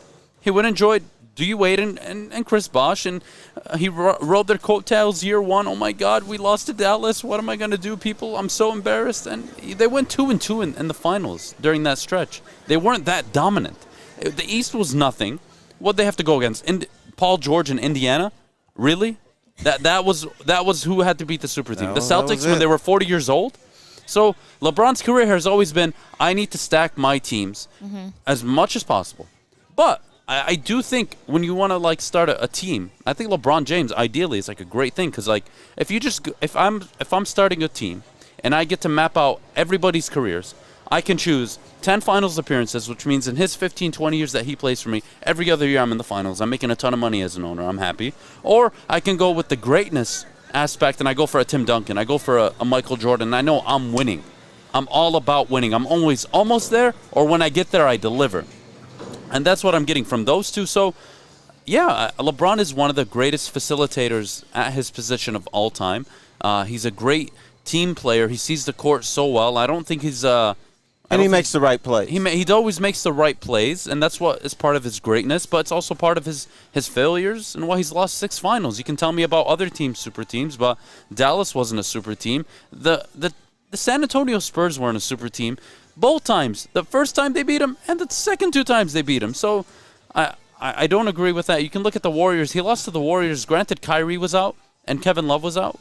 But that was the baby Warriors. He was the best player on the court. And when you have the best player on the court, you should be able to get more than 2 games. Mm-hmm. So I don't want to hear that LeBron's in the GOAT conversation. I think he's one of the best. I probably put him at 4 or 5. But, I could be wrong also. Who knows? Well, it's not a right or wrong thing. It's what you believe in. So I will not say you're wrong. I will say I disagree. There's a difference. And you know what? We talk about LeBron being a general manager. You know who else was a general manager? Isaiah Thomas was a GM. Michael Jordan was a GM. Magic Johnson got his coach fired. He was a GM. So if you are a great player, you have your hands dabbling in the front office. And you're demanding. Mm-hmm. You're very demanding. Kobe was very demanding. He would have rather retired than come to Detroit. He wanted to trade out. He didn't want to be part of the team. He's like, either get me players or I'm out. So, again, when you want to win, you're demanding. I think LeBron, not just demanding, it's he just picks and chooses the right situations. And in today's NBA, with the mobility that's allowed, I guess that's just something you have to adapt to going forward in the future. But even people like Giannis, they proved you stick with the program for 8 years. Here we go. We finally did it. That's old school. But LeBron, the league feels they got to kiss his ass. Yeah. So if he says, you know what, I want to go to Portland next year, guess what? He'll be in Portland. And they'll find a way to make Portland the best team. Right. They'll get his players. They'll make sure he's at least in the Western Conference Finals. Because bottom line, Portland and then when Seattle had a team, you didn't see those teams play. Because they're not only on West Coast time, but they're stuck way up north. People didn't watch those games. They watched the Lakers and, to a certain extent, the Clippers, but those teams weren't watching. They're out of the way. So I think the only watchable Supersonics team back in the day was with Sean Kemp. Sean Kemp, Gary Payton, I think that team was probably watchable. But, again, Cade coming out saying LeBron's his GOAT, we don't agree. Nowhere near it. I think GOAT is reserved for players that but you know what? Young guys can't say, that's my GOAT. Yeah, no. My GOAT is different than the GOAT. And again, like you said, we can disagree, but again, you want to compare careers. You just go by accomplishments. You can bring up stats. If MJ played prime years up until year 18, he would have all the right. This is not about stats. Matthew Stafford is going to go down with the 5th or 4th most passing yards ever. Is he the 4th or 5th best quarterback? No. So don't give me the point shit. Don't give me the assist. Don't give me the rebound shit. I don't want to hear it. Yeah, it's at some point when you try to differentiate, it comes to what you do in the playoffs. It comes to winning championships. It's do you make your teammates better? And that's one reason why I think you can argue that Magic is better than LeBron, because if I'm an 8-point-a-game scorer and I'm playing with Magic, I'm going to average 13 points a game. Or if I average 17 points, I'm going to average 21 points, because he's going to not only put the ball in my hand, but he's going to put it in my hand where I am a better player, where I'm going to make this layup. He knows whether to give it to you high, low. He studies other people's tendencies, what they like, and he's going to get you the ball where you want it. Or when he played, that's what he did, except when he became a power forward. And the last few years, Magic was fat. Oh, he scary. was. Kennedy Don't is even part of evolution. No, wait. People get fat. When you stop taking care of your body and you don't work out, you become fat. That is not fat shaming. That is reality. Some people don't become fat, though, and I envy those people. Kennedy, well, we're not those people. Magic Johnson's last year in the league, he had the housewife's arms. You know, the kind with the flap. It's like saggy. We call them lunch lady arms. The lunch lady arms, There you whatever go. it was. It was sag underneath. That's what he had. That's what he was playing with when he was a power forward. Well, thank goodness there wasn't HG back in the day. When we get back from the break, we've got more action. It looks like the party's starting to kick off, so we'll get an update as soon as we come back. And Joey's already in the food line, and there's no food there. What are you going to do? What the hell? Well, what are you going to do? We're going to see you guys right after the break. Tony is a third-generation logger that has a simple, practical approach to life and work. That's why his Coast DX342 knife is perfect for him. The stainless steel blade is rust-resistant and made for all-weather use. And the double roll-lock safety ensures that it will never inadvertently close when he doesn't want it to. That's why Coast is trusted tough. Welcome back, everyone, to the Morning Woodward Show on the Woodward Sports Network.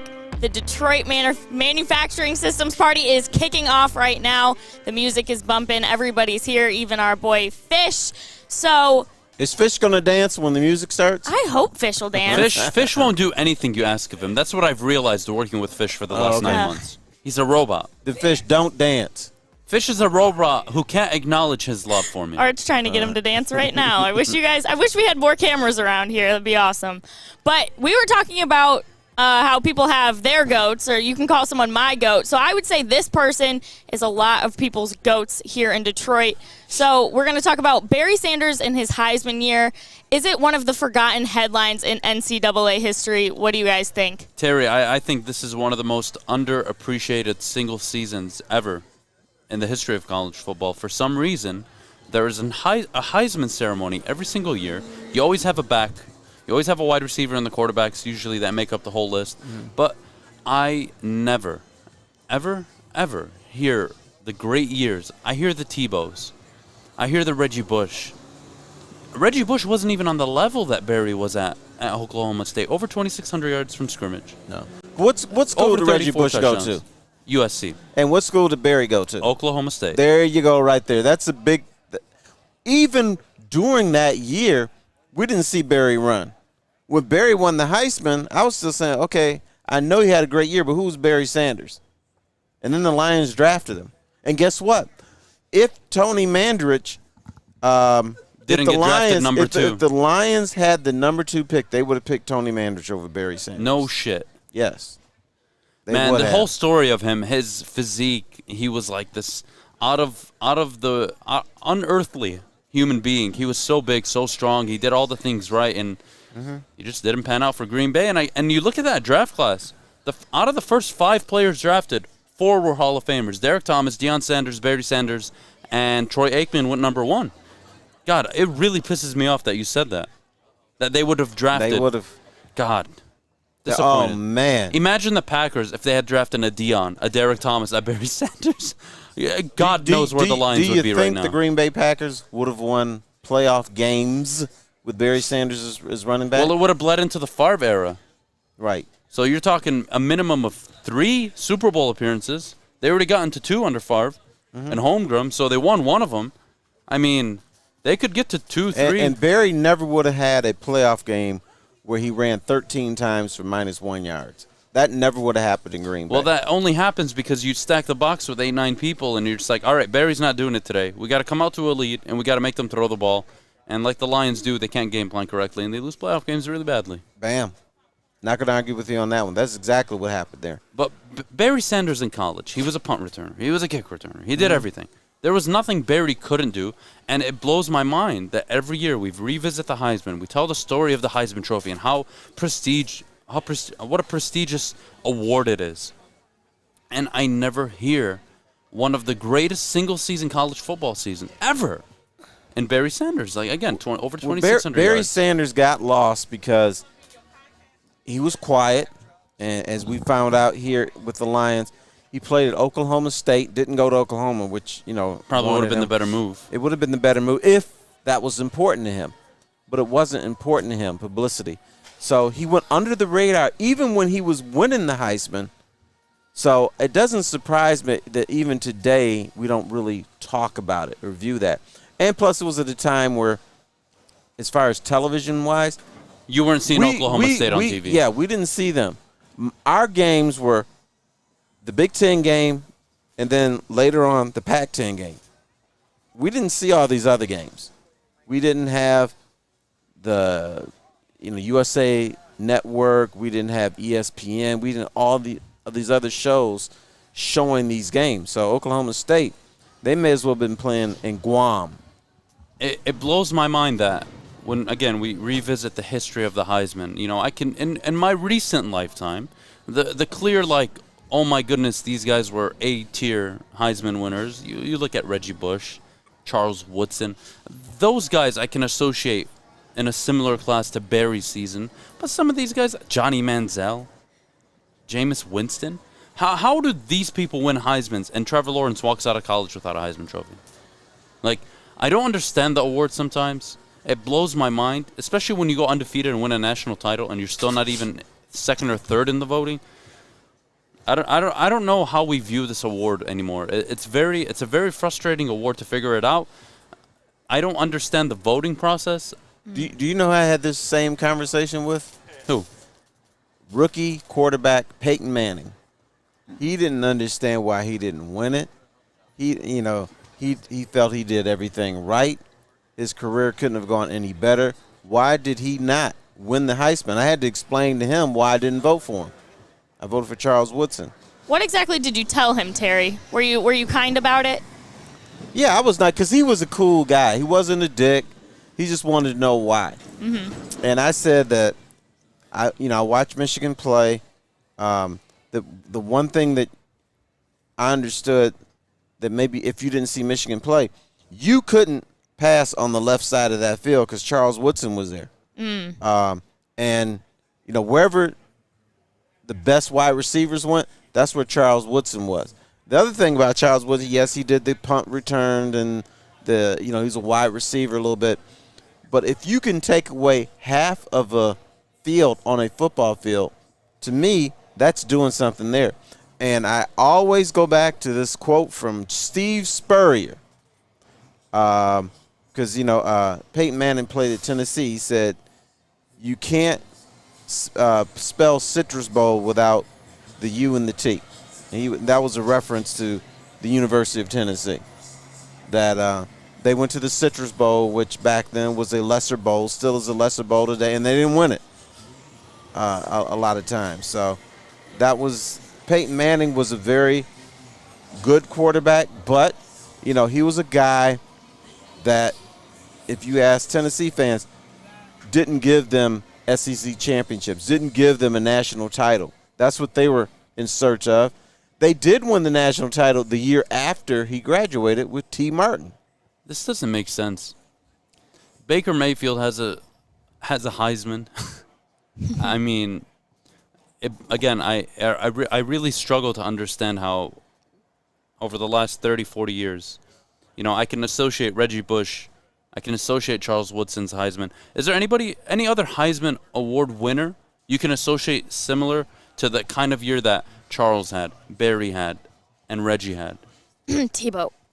Don't even say Tim Tebow. Don't even say that. I'm so glad he got cut. Stop it. I was rooting for Tebow to get cut so hard, I don't care. Terry hasn't come at me reckless for the Tebow cut yet. I thought he would catch one NFL pass and then be gone. Oh, I was hoping he caught that.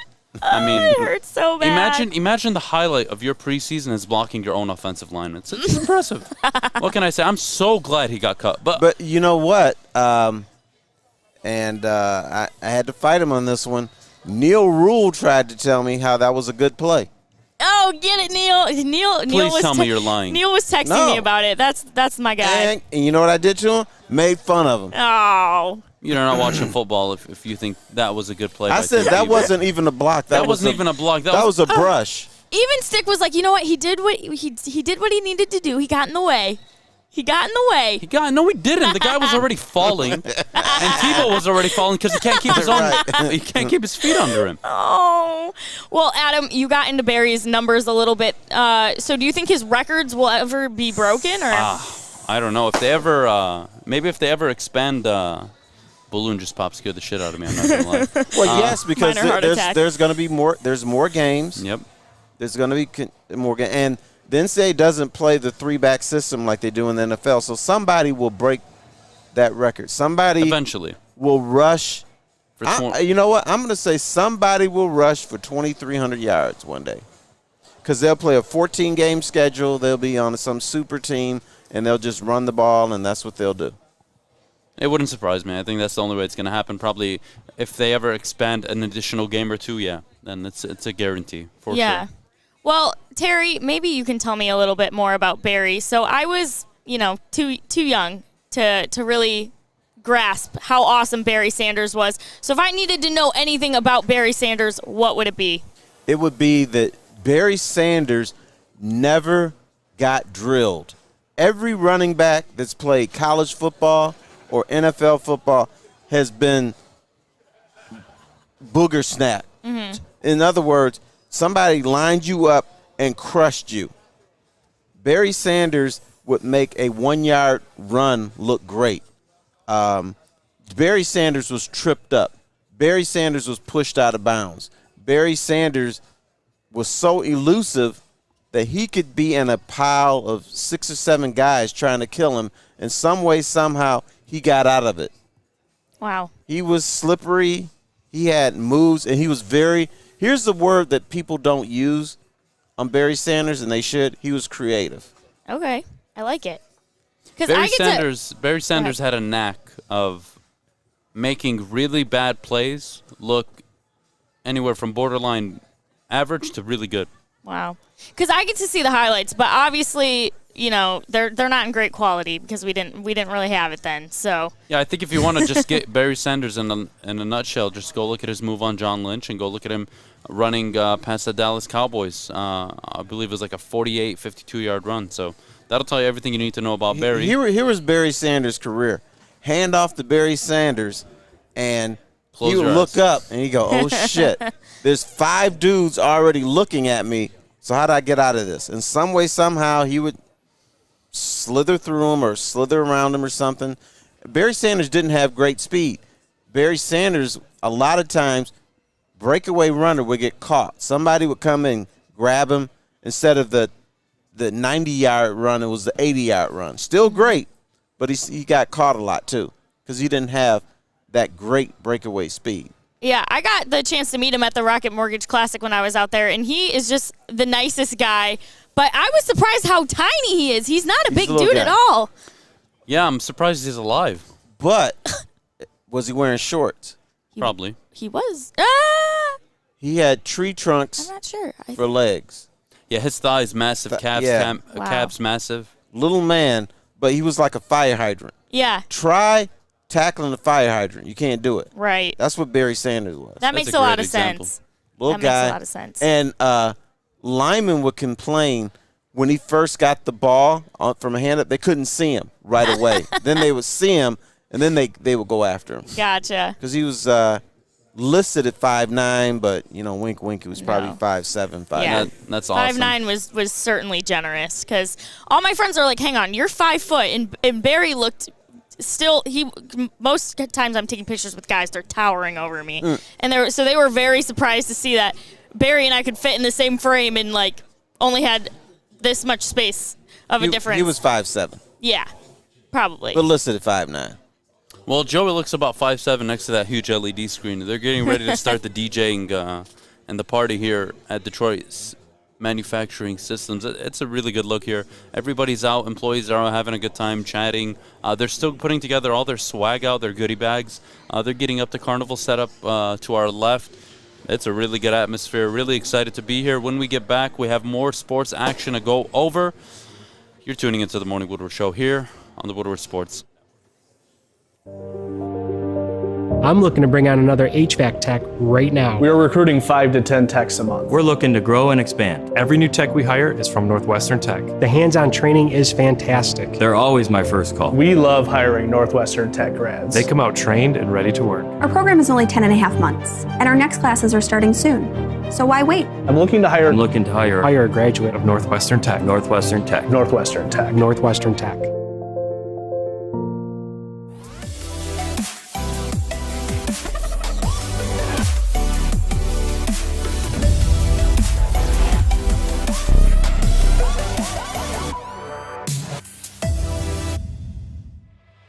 Welcome back, everyone. It is getting revved up here. We're super excited. You are watching the Morning Woodward Show. So this has been memed everywhere. It's been great. It's been cracking me up on social media. But Andy Dalton has claimed that it's his time in Chicago. So how long do you guys think that Andy Dalton remains the starter for the Bears? 15 minutes. Getting 15 minutes of fame. Andy Dalton, if the Bears want to win, which I assume they want to, they already got their guy. They should just hand it to Justin Fields. Let him make his mistakes, because Andy Dalton is just an all right quarterback. He's just a quarterback. The only thing that makes Andy Dalton different is that he has orange or red hair, whatever the color is. But I think it's orange. I think it's orange too. Yeah, you threw me off when you said well, it's orange. They're considered redheads. Well, he's but an orange head. They're orange. He's an orange head. Yeah. We got to change the. That's another thing we gotta do with cancel culture. I don't want to be called a redhead anymore unless it's actually fire hydrant red. All right. You know what? He's Jared Goff with the crazy hairdo, the crazy hair color. I mean, again, so Andy Dalton, how long does he get the job? Honestly, I think, Terry, they roll him out the first few weeks. I think they're going to give Justin Fields as much time to dissect everything, even though I think he's ready to go in week one. I think they send Andy Dalton out to die week one because it's against the Los Angeles Rams. Aaron Donald will probably, break Andy Dalton's body in half. And you don't want to do that to Justin Fields game one. It's his first game, a lot of pressure. Butterflies. You don't want to put him out there. And there's that feeling that a rookie quarterback, really, you should sit him down for 2 or 3 years and then let him roll. I think they're doing the abbreviated version. Sit him down for a half a season and then let him roll. They have to. I think that's the right move. You saw how it benefited Patrick Mahomes. And Matt Nagy was an assistant coach at the time under Andy Reid. So he saw how Andy Reid took Alex Smith, made him the starter, drafted Patrick Mahomes. They sat him a year. They played him the last few games of the year. Comes out 50-touchdown MVP season. So it's very possible that the Chicago Bears are willing to dump this year if they don't believe they can win the division and make a run in the playoffs. I think what they should do is probably by week 4 or 5, if they have 2-3 wins and you're there, you're in the running, I think you make the move and you do what's best for the football team. Clearly, Justin Fields has a better arm. He's more elusive. And I think, again, he has character intangibles, Terry, that you look for in a quarterback. He has them all. True. Out of all the quarterbacks taken, you can talk about all of them. For me, Justin Fields was the best human you could have drafted. And I think that's what's going to pay off for them. He could be a Russell, a Dak Prescott. So that's my opinion. But here's the thing: if the Bears start out 3-1 or 4-1 or something under Andy Dalton, coaches don't like to mess with that mojo. What the Bears would have to do is they would have to canvass that locker room and say, okay, I know we're 4-1, but we want to check with you guys first about we're considering making a switch. Should we actually do it? And I think the majority will rule. They will talk to those guys. They'll talk to the vets, and if the vets said, no, let Andy Dalton go, they'll Depends go how with they that. win, right? If the defense is out there giving up only 17, 20 points a game and they're winning 23-20, 27-20, 21-14, whatever it may be, in the early part of the season. I still think they will canvas that locker room because some coaches believe in luck. They believe in karma. And even if they're winning 7-0, that quarterback got that. I kind of agree with that, but you saw what Matt Nagy did last year. Trubisky was 3-0, and he dumped his ass midway into the fourth game. Foles takes over. They start the season 5-0, and like we predicted last season, they were going to be a dumpster fire, and they finished, I believe, 9-7. I am sure they canvassed the locker room, though. That's something that we will never know, but I'm guessing they do that. Because, I mean, if you are an NFL observer, you had to know that Mitch Trubisky was bad. Oh, he's a bum. Except against the Lions. Except against the Lions. 4-0 against the Lions. Probably, if you were to evaluate Hall of Famers to have played against the Lions or that they deserve to be in the Hall of Fame for their record against the Lions, I think Mitch Trubisky has to be in that conversation. He's in there. There's a guy named who played at Florida. The quarterback? Winky. Oh, the quarterback, right? Yeah, he's a quarterback. He played for the Steelers? Winky. No, I thought he was Redskins? No. Terry, you're giving me a huge brain fart here. I'm going blank, but he beat the Lions, came off the bench and beat the Lions, was losing and rallied them at Ford Field. Chris Winky. So many people have rallied at Ford Field, honestly. But again, Justin Fields, Andy Dalton. I think Andy Dalton lasts half the season, and if everything's going good, like you say, let's say they're 10-4 late into the year, and they're one game away. They're probably not going to be able to play Justin Fields. But if the season is lost, or they already clinched a playoff spot, they're guaranteed a wild card. They know they can't get a bye. Then maybe you play Justin Fields for a few quarters in the last 2-3 games. It's a 17-game schedule now, so I expect to see Justin Fields on the field. Right. For the Chicago Bears, and ideally. Go ahead. You assume your starting quarterback is not going to last the whole season. Exactly. You got to make that assumption. They wouldn't have traded up if they didn't believe, one, Justin Fields was the guy, and two, our comment section, by the way, is saying it was the Carolina Panthers Winky played for. That's it. The Carolina Panthers. And he rallied them past the Lions at Ford Field. Well, again, we're gonna revisit the Justin Fields conversation, I'm sure, throughout the season. Mm-hmm. Again, I still believe he should be the starting quarterback going into week 1, but I also don't want to send him out there to die. But, again, you let Andy Dalton play. You look at the division. Actually, if you look at the NFL's schedule, based on who has the hardest schedule, all the NFC North teams are in the top 6. Right. I believe. And if you play Justin Fields the first week of the season, chances are the way he plays, he will be injured. So you're going to have to end the season with Andy Dalton. That's the problem. So maybe the smart move is we'll bring in Justin Fields after weeks 5 or 6 and take our chances. Yeah, I think you avoid putting him out there against Andy Dalton. You let him find his groove. He's got to know everything about the playbook. Obviously, he'll develop over the years. But again, I think the Bears nailed this pick. I think finally in this franchise's joke of a history that they finally I think they've got their guy. I think he is going to be probably their first all-pro quarterback since the 1950s. It's embarrassing for what the Bears have been at the quarterback position, but you know what? They still put the winning teams together. They still win playoff games, so you kind of can't talk much if you're a Lions fan because you've gotten a few quarterbacks in, and you have nothing to show for it. So that's my take on the whole Andy Dalton situation. I don't think he should play as long. But how do you feel about? I want to turn this into Jared Goff. No. All I hear is game managing, and we talked about it yesterday. But are you taking a quarterback in the next 2 years?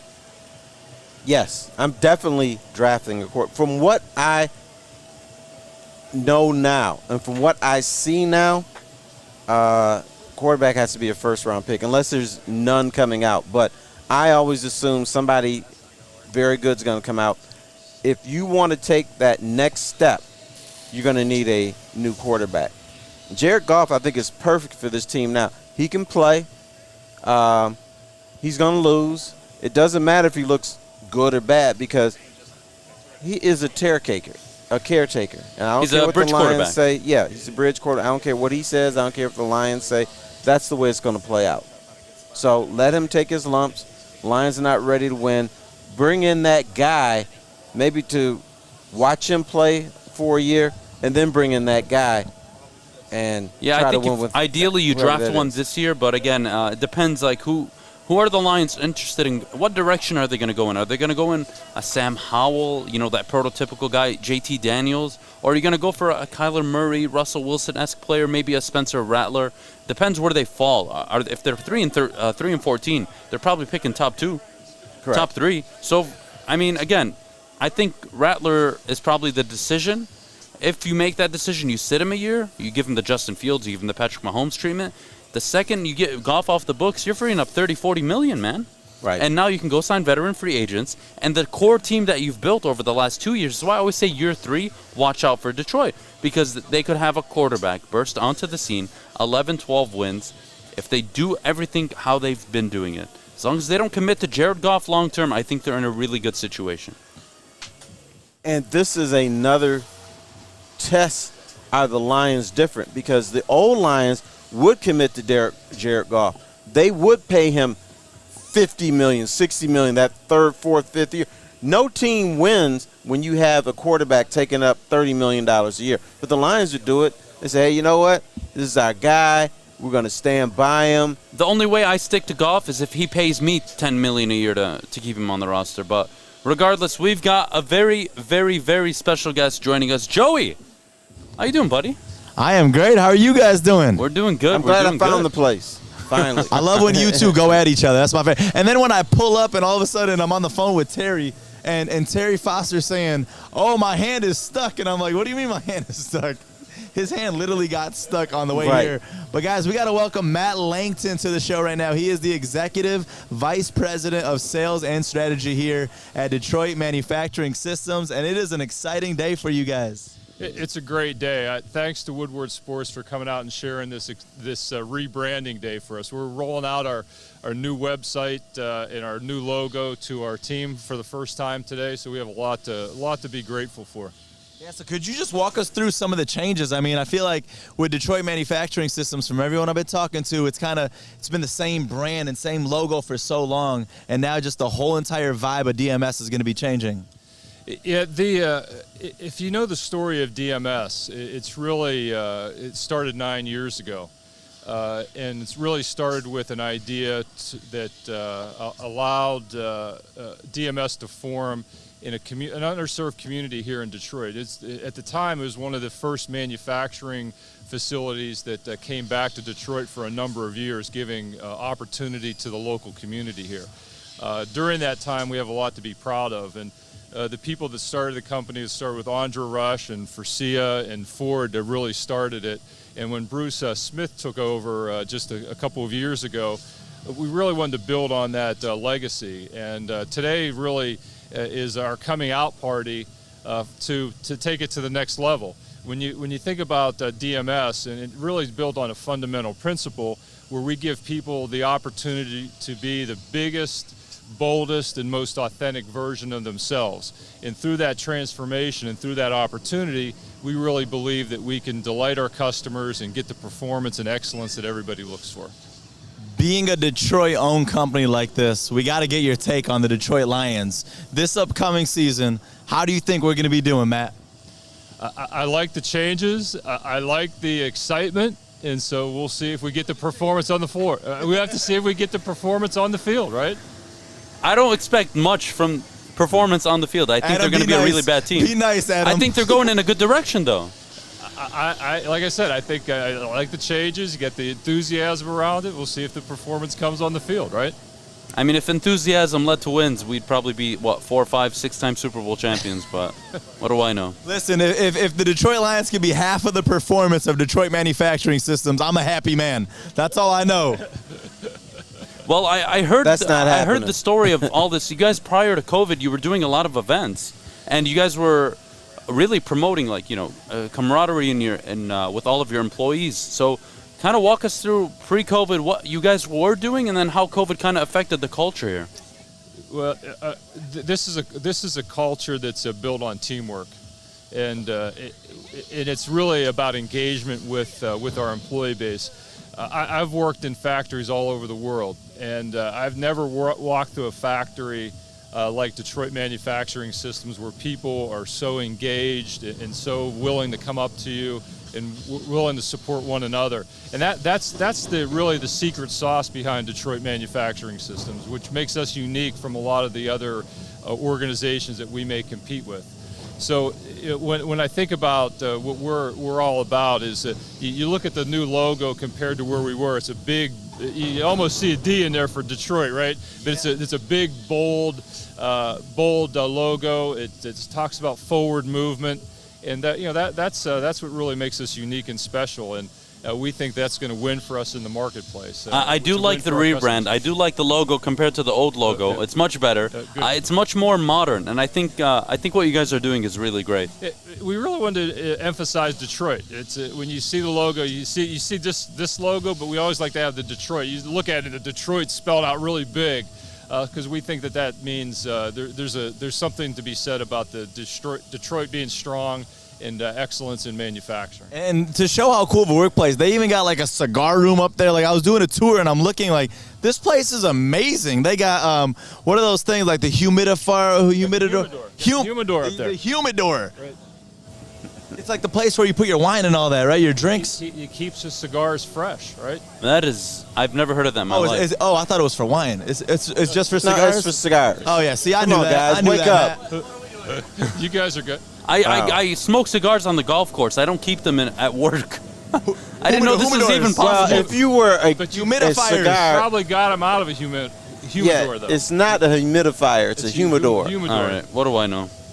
Well, thanks again, Matt Langton, Executive Vice President of Sales and Strategy at Detroit Manufacturing Systems. We're here all day, and we're excited to have some fun.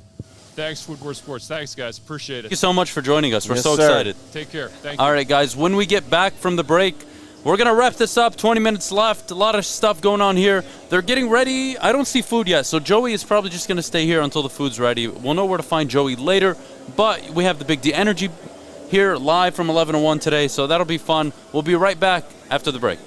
You know why realtors love using Hall Financial as a lender? Because of our commitment to speed and service. We have nearly 4,000 five-star reviews already. Call today, 248-308-5000, or go to callhallfirst.com.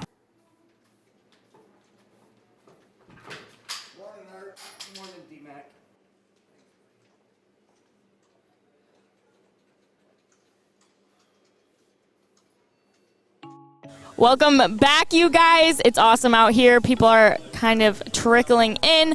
So we've got a few more topics left for you before we wrap up the show.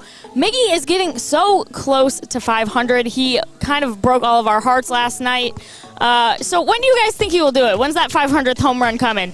Probably when Matt stops going to the games. I think that's a good start, Terry.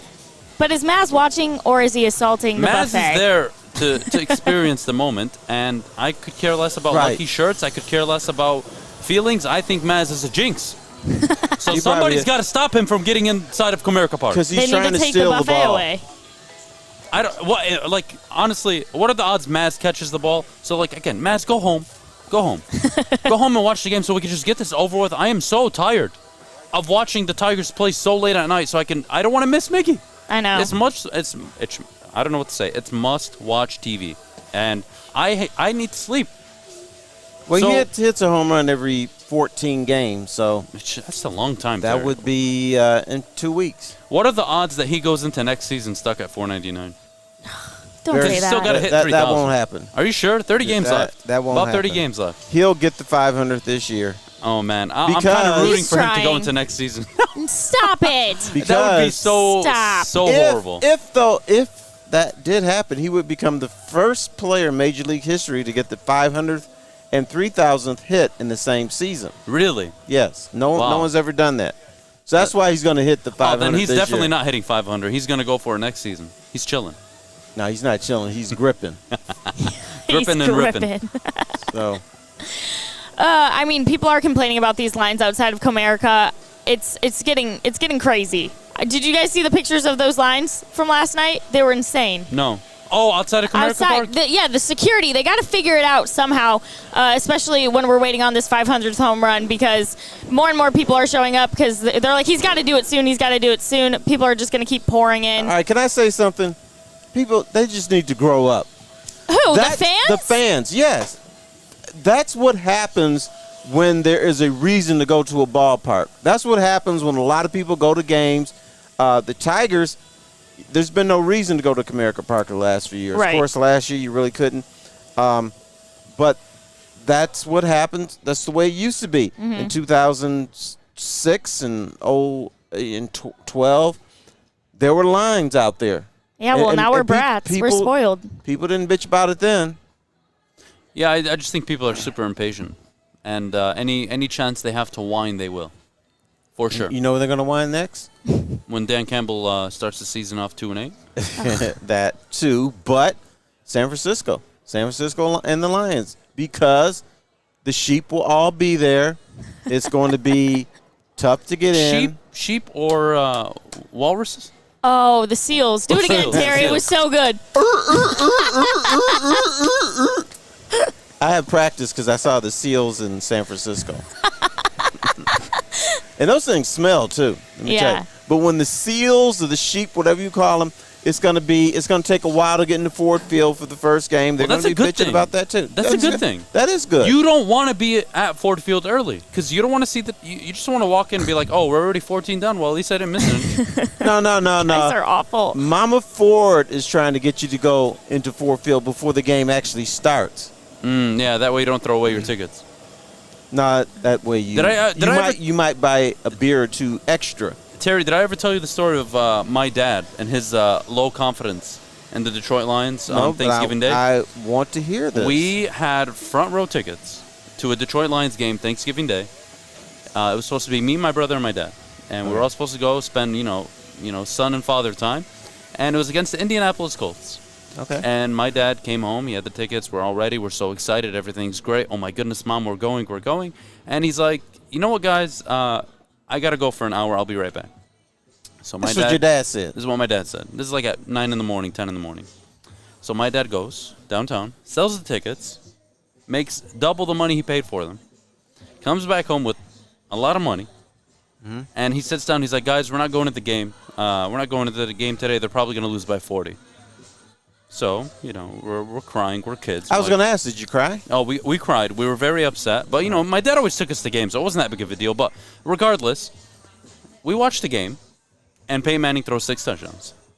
And the Lions get their ass kicked. Yes, I remember that game. And the look on my dad's face and my mom's face that day is like stuck in my head forever. They were smirking.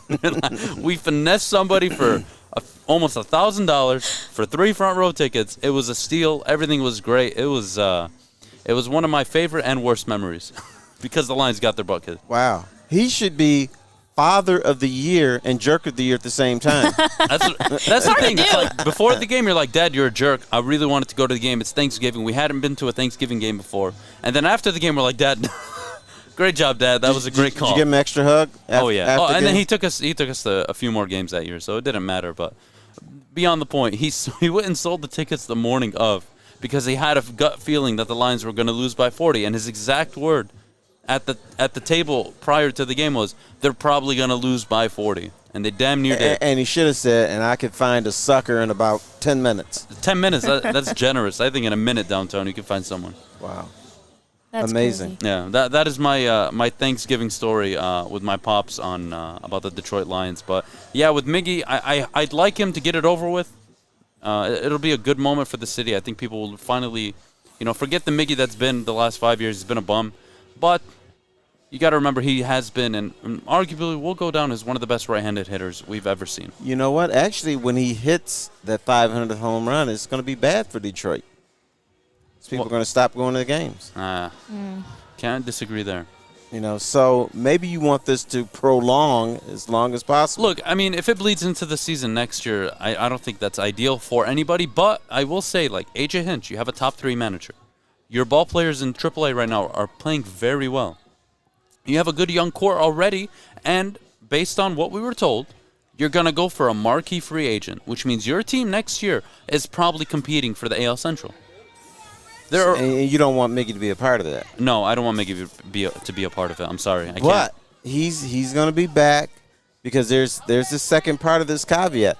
they're not going to let Miggy go until he gets that 3,000th hit, too. That's also true. They got to get him 3,000, then they'll let him out the door. Again, that's the thing with Miggy. We talked about it yesterday. What do you do with him? He's going to play next year. Ideally, I don't like it because you have Riley Green, you have Torkelson, you have bats coming up. You're going to sign a free agent. But, how are you going to use the DH? I'm so curious to see how they're going to use the DH next year, and that'll really dictate Miggy's season. I don't think he should be in the field next year. But that's just my opinion, unless Spencer Torkelson really can't play now, young man, would you have enough balls when Miggy gets his 3,000 hit maybe in May? I'd fucking to cut him right after. I would cut his ass the morning of. The morning after the fact. Miggy, we're taking you out of the lineup. God, can they stop popping balloons? I know, Jesus. and jumping every time. That's probably the smart move, but you'd be called an ass. Terry, I'm paying the money around the nation. I'm paying Miggy. I'm not leaving him out in the streets. He's going to be homeless. I got to pay him $64 million over the next 2 years. Mm-hmm. So if he gets his 3,000th hit, I can walk away. I have nothing to offer Miggy unless I don't cut Miggy unless he's batting 280 and higher, 270, 280. I'm getting still some power out of him at the DH position, and he's kind of respectable. If he's below 230, 240, he's not hitting the ball well. He's just trying to get his 3,000th hit. I don't But you know want what any they part of say it. about you, even though you're paying, they say, oh, that Adham. Oh, he wouldn't let Miggy go out with his dignity. What dignity? He's a proud man. He wants to finish the season. This asshole just cuts him. That's the truth, though. You got to cut him the same way. The day Jared Goff's contract expires, I'm gonna walk into his room. Hey, Jared, how you doing, buddy? Hey, we haven't gotten an extension yet. He's like, oh yeah, coach. When are we gonna do it? Well, follow me. Just pack all his stuff up, and I'll take him down to the Detroit airport and get the hell out of here.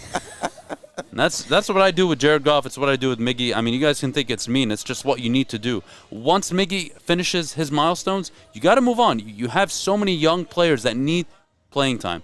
This team could be, again, based on what we're seeing this year, nobody could have thought they'd be this close to 500. I think Hinch has done a really good job. I think it's very promising in the future. They have arms. They have bats coming up. I like it, but I don't want Miggy hindering their growth, and it's that simple. Now, we got the Lions 10-7 limo, which all these clowns around here want to get in, but you don't want to get in the Adham limo because the Adham limo's got your bags packed and shipping your ass out of town. Yeah, it doesn't have any spiked Kool-Aid. I don't want a part of that limo. Well, I'm not into spiked Kool-Aid. I'm into reality. I'm into chilling and enjoying this team develop over the next 2-3 years so I can actually go to Ford Field and attend a playoff game and see if they can actually win it and maybe even win a division. I think it's possible with the direction they're heading in now. So people got to stop saying, oh, I'm negative and I'm shitting on the – no, I'm not. You guys just don't understand that they're not good enough right now, and you can't accept it. So I can't help you because you can't accept reality. And then you look at the Tigers; they can be AL Central contenders next season. It's very well possible that they do the right things in the offseason. They're looking good next season. So we'll see what happens. But without Miguel Cabrera. But without Miggy, I cut his ass the second he hits 3,000. Now, what color is that Adham limo? Oh, it's black and red. Black and red? Yep, black and red. I got a red stripe going across for blood, and then I got black out everything. Do you have like a little skull's head on there? Oh well, no. I have I won't have any decal on it. What I'm gonna do is I'm not gonna tint the windows. I want everybody to know whose ass I cut that day. Oh my God. I'm not trying to give them protection. I want everybody to know. Oh wow, Jared Goff is heading out of the building for the final time here in Allen Park. Glass. Get him out of here. Hell, I'd make him take an Uber. No, here's what you should do. You should make him stand up and have his head pop out of the out of the sunroof. Just have him stand there with a sign. I've been cut. Yeah, I've been cut. Oh man. All right, we got one more break. My ass is grass. We got one more break to get to. When we get back, we're gonna cap this off with. We're gonna talk about who we think is the MVP frontrunner for the upcoming NFL season. We'll get to that after the break. Tony is a third-generation logger that has a simple, practical approach to life and work. That's why his Coast DX342 knife is perfect for him. The stainless steel blade is rust-resistant and made for all-weather use. And the double roll-lock safety ensures that it will never inadvertently close when he doesn't want it to. That's why Coast is trusted tough. Welcome back, everyone, to the Morning Woodward Show. Thank you so much, GMS, for having us out here today. It's awesome. The music's bumping. I don't know if you guys can hear it. We've got some cornhole over here. I think that Art will be facing off against Joik. They've been wanting to do this for a while, so I'm really glad that they pulled the cornhole boards out. If I was Joik, I wouldn't show up because, Art is the best cornhole player in the world. Oh, yeah. Nothing better to do. Joik's shaking in his boots right now. Art already sent him a video telling him it's his time. So, but before we go, we've got to talk about who your MVP frontrunner is in the NFL. So let me know. Who is it, Adam? My MVP frontrunner this season is going to be Josh Allen. I think he was kind of underappreciated last year in the MVP voting. I think we clamored over Aaron Rodgers too much. He took a 13-3 team, Terry, and you know what they did? They went 13-3 again. He just put up better numbers. Okay. So I felt Josh Allen should have gotten more respect and votes in the MVP last year. So I'm going to take Josh Allen as my front runner. I think my sleeper that maybe nobody is talking about, it's got to be, you got to talk about story, situation, what makes sense. It's got to be Stafford. Cam Akers goes down. Is he going to throw for 4,800 yards, potentially 40 touchdowns? We're talking about who, my front runner, Josh Allen, not a question. But you want to talk about sleepers? Stafford's got to be in the conversation. You know why he was overlooked? Because he plays for Buffalo. I think there's only one guy that has to be a front, and that would be Patrick Mahomes. He's going to put up a bunch of yards. He's going to run. They're going to have a good record in Kansas City unless everybody's injured. And they're a team that everybody's already looking at. And people are looking at Buffalo a little bit, but to a lesser extent. I think where you play plays a role in the voters' eyes too. And right now, Patrick Mahomes, Josh Allen has to prove that he's much better than Patrick Mahomes to pass him in voters' eyes. So my thing with Josh Allen, right? Quarterback comes out of Wyoming. People knocking on him the first few years. Jalen Ramsey saying he'll be nothing. And then, last season happens. They make the AFC Championship game. Again, Bills didn't get worse. They got Stephon Diggs the year prior. We all know what happened. So I think they get better. I think Josh Allen, again, common sense test. You're a quarterback. You're going to get better every single year, ideally, if you're improving and you're going to be one of the better players. So for me, I think this is Josh Allen's year MVP-wise. Mahomes has been to back-to-back Super Bowls now. He's been to so many AFC Championship games. When is the year that they disappoint? Is that year? This year? I don't know. They played a lot of players. How they're making it work, I'm still not totally clear on. But, my front runner's got to be Josh Allen. I think if you want to give three that are just going to be at the top of the board. He might win it, but I don't think he can be the front runner because based on the media perception. Now I'm getting where you're going with this. Who's voting on this? Already what they want to do is they want to make Patrick Mahomes the next GOAT. They're already positioning him to replace Tom Brady. Now, it was supposed to happen last year, but Tom Brady, damn it, won the Super Bowl, so that's been put on hiatus. But they already want to put Patrick Mahomes in that category, and what better way to start it rolling by giving the MVP? And again, I think when we're going to talk about front runners and story and what the media want, I think the media would love nothing more than to absolutely throw the Lions under the ground and give Matthew Stafford an MVP. Well, there's actually one person in between your guys' picks. So when it comes to betting odds, Patrick Mahomes is at number one with plus 475. And then the one in between is actually Aaron Rodgers with a plus 1,000. What do you think about that? I don't think Rodgers is going to come off an MVP season and should be labeled A as a front runner, B as somebody who will contend. Again, he had a very difficult and a very drama-filled offseason. I don't know how that's really going to affect their team. I do know they're not going to win 13 games again. I do know they'll probably win 11, and 11 is probably enough to win the NFC North this year. So I don't think Aaron Rodgers is going to be an MVP front runner. I think the Packers take a step back in the regular season, and maybe they finally deliver come the postseason. But again, Aaron Rodgers, Mr. Inconsistent in the postseason. So postseason doesn't matter. Depends who you ask. Not for MVP. It does not matter one bit.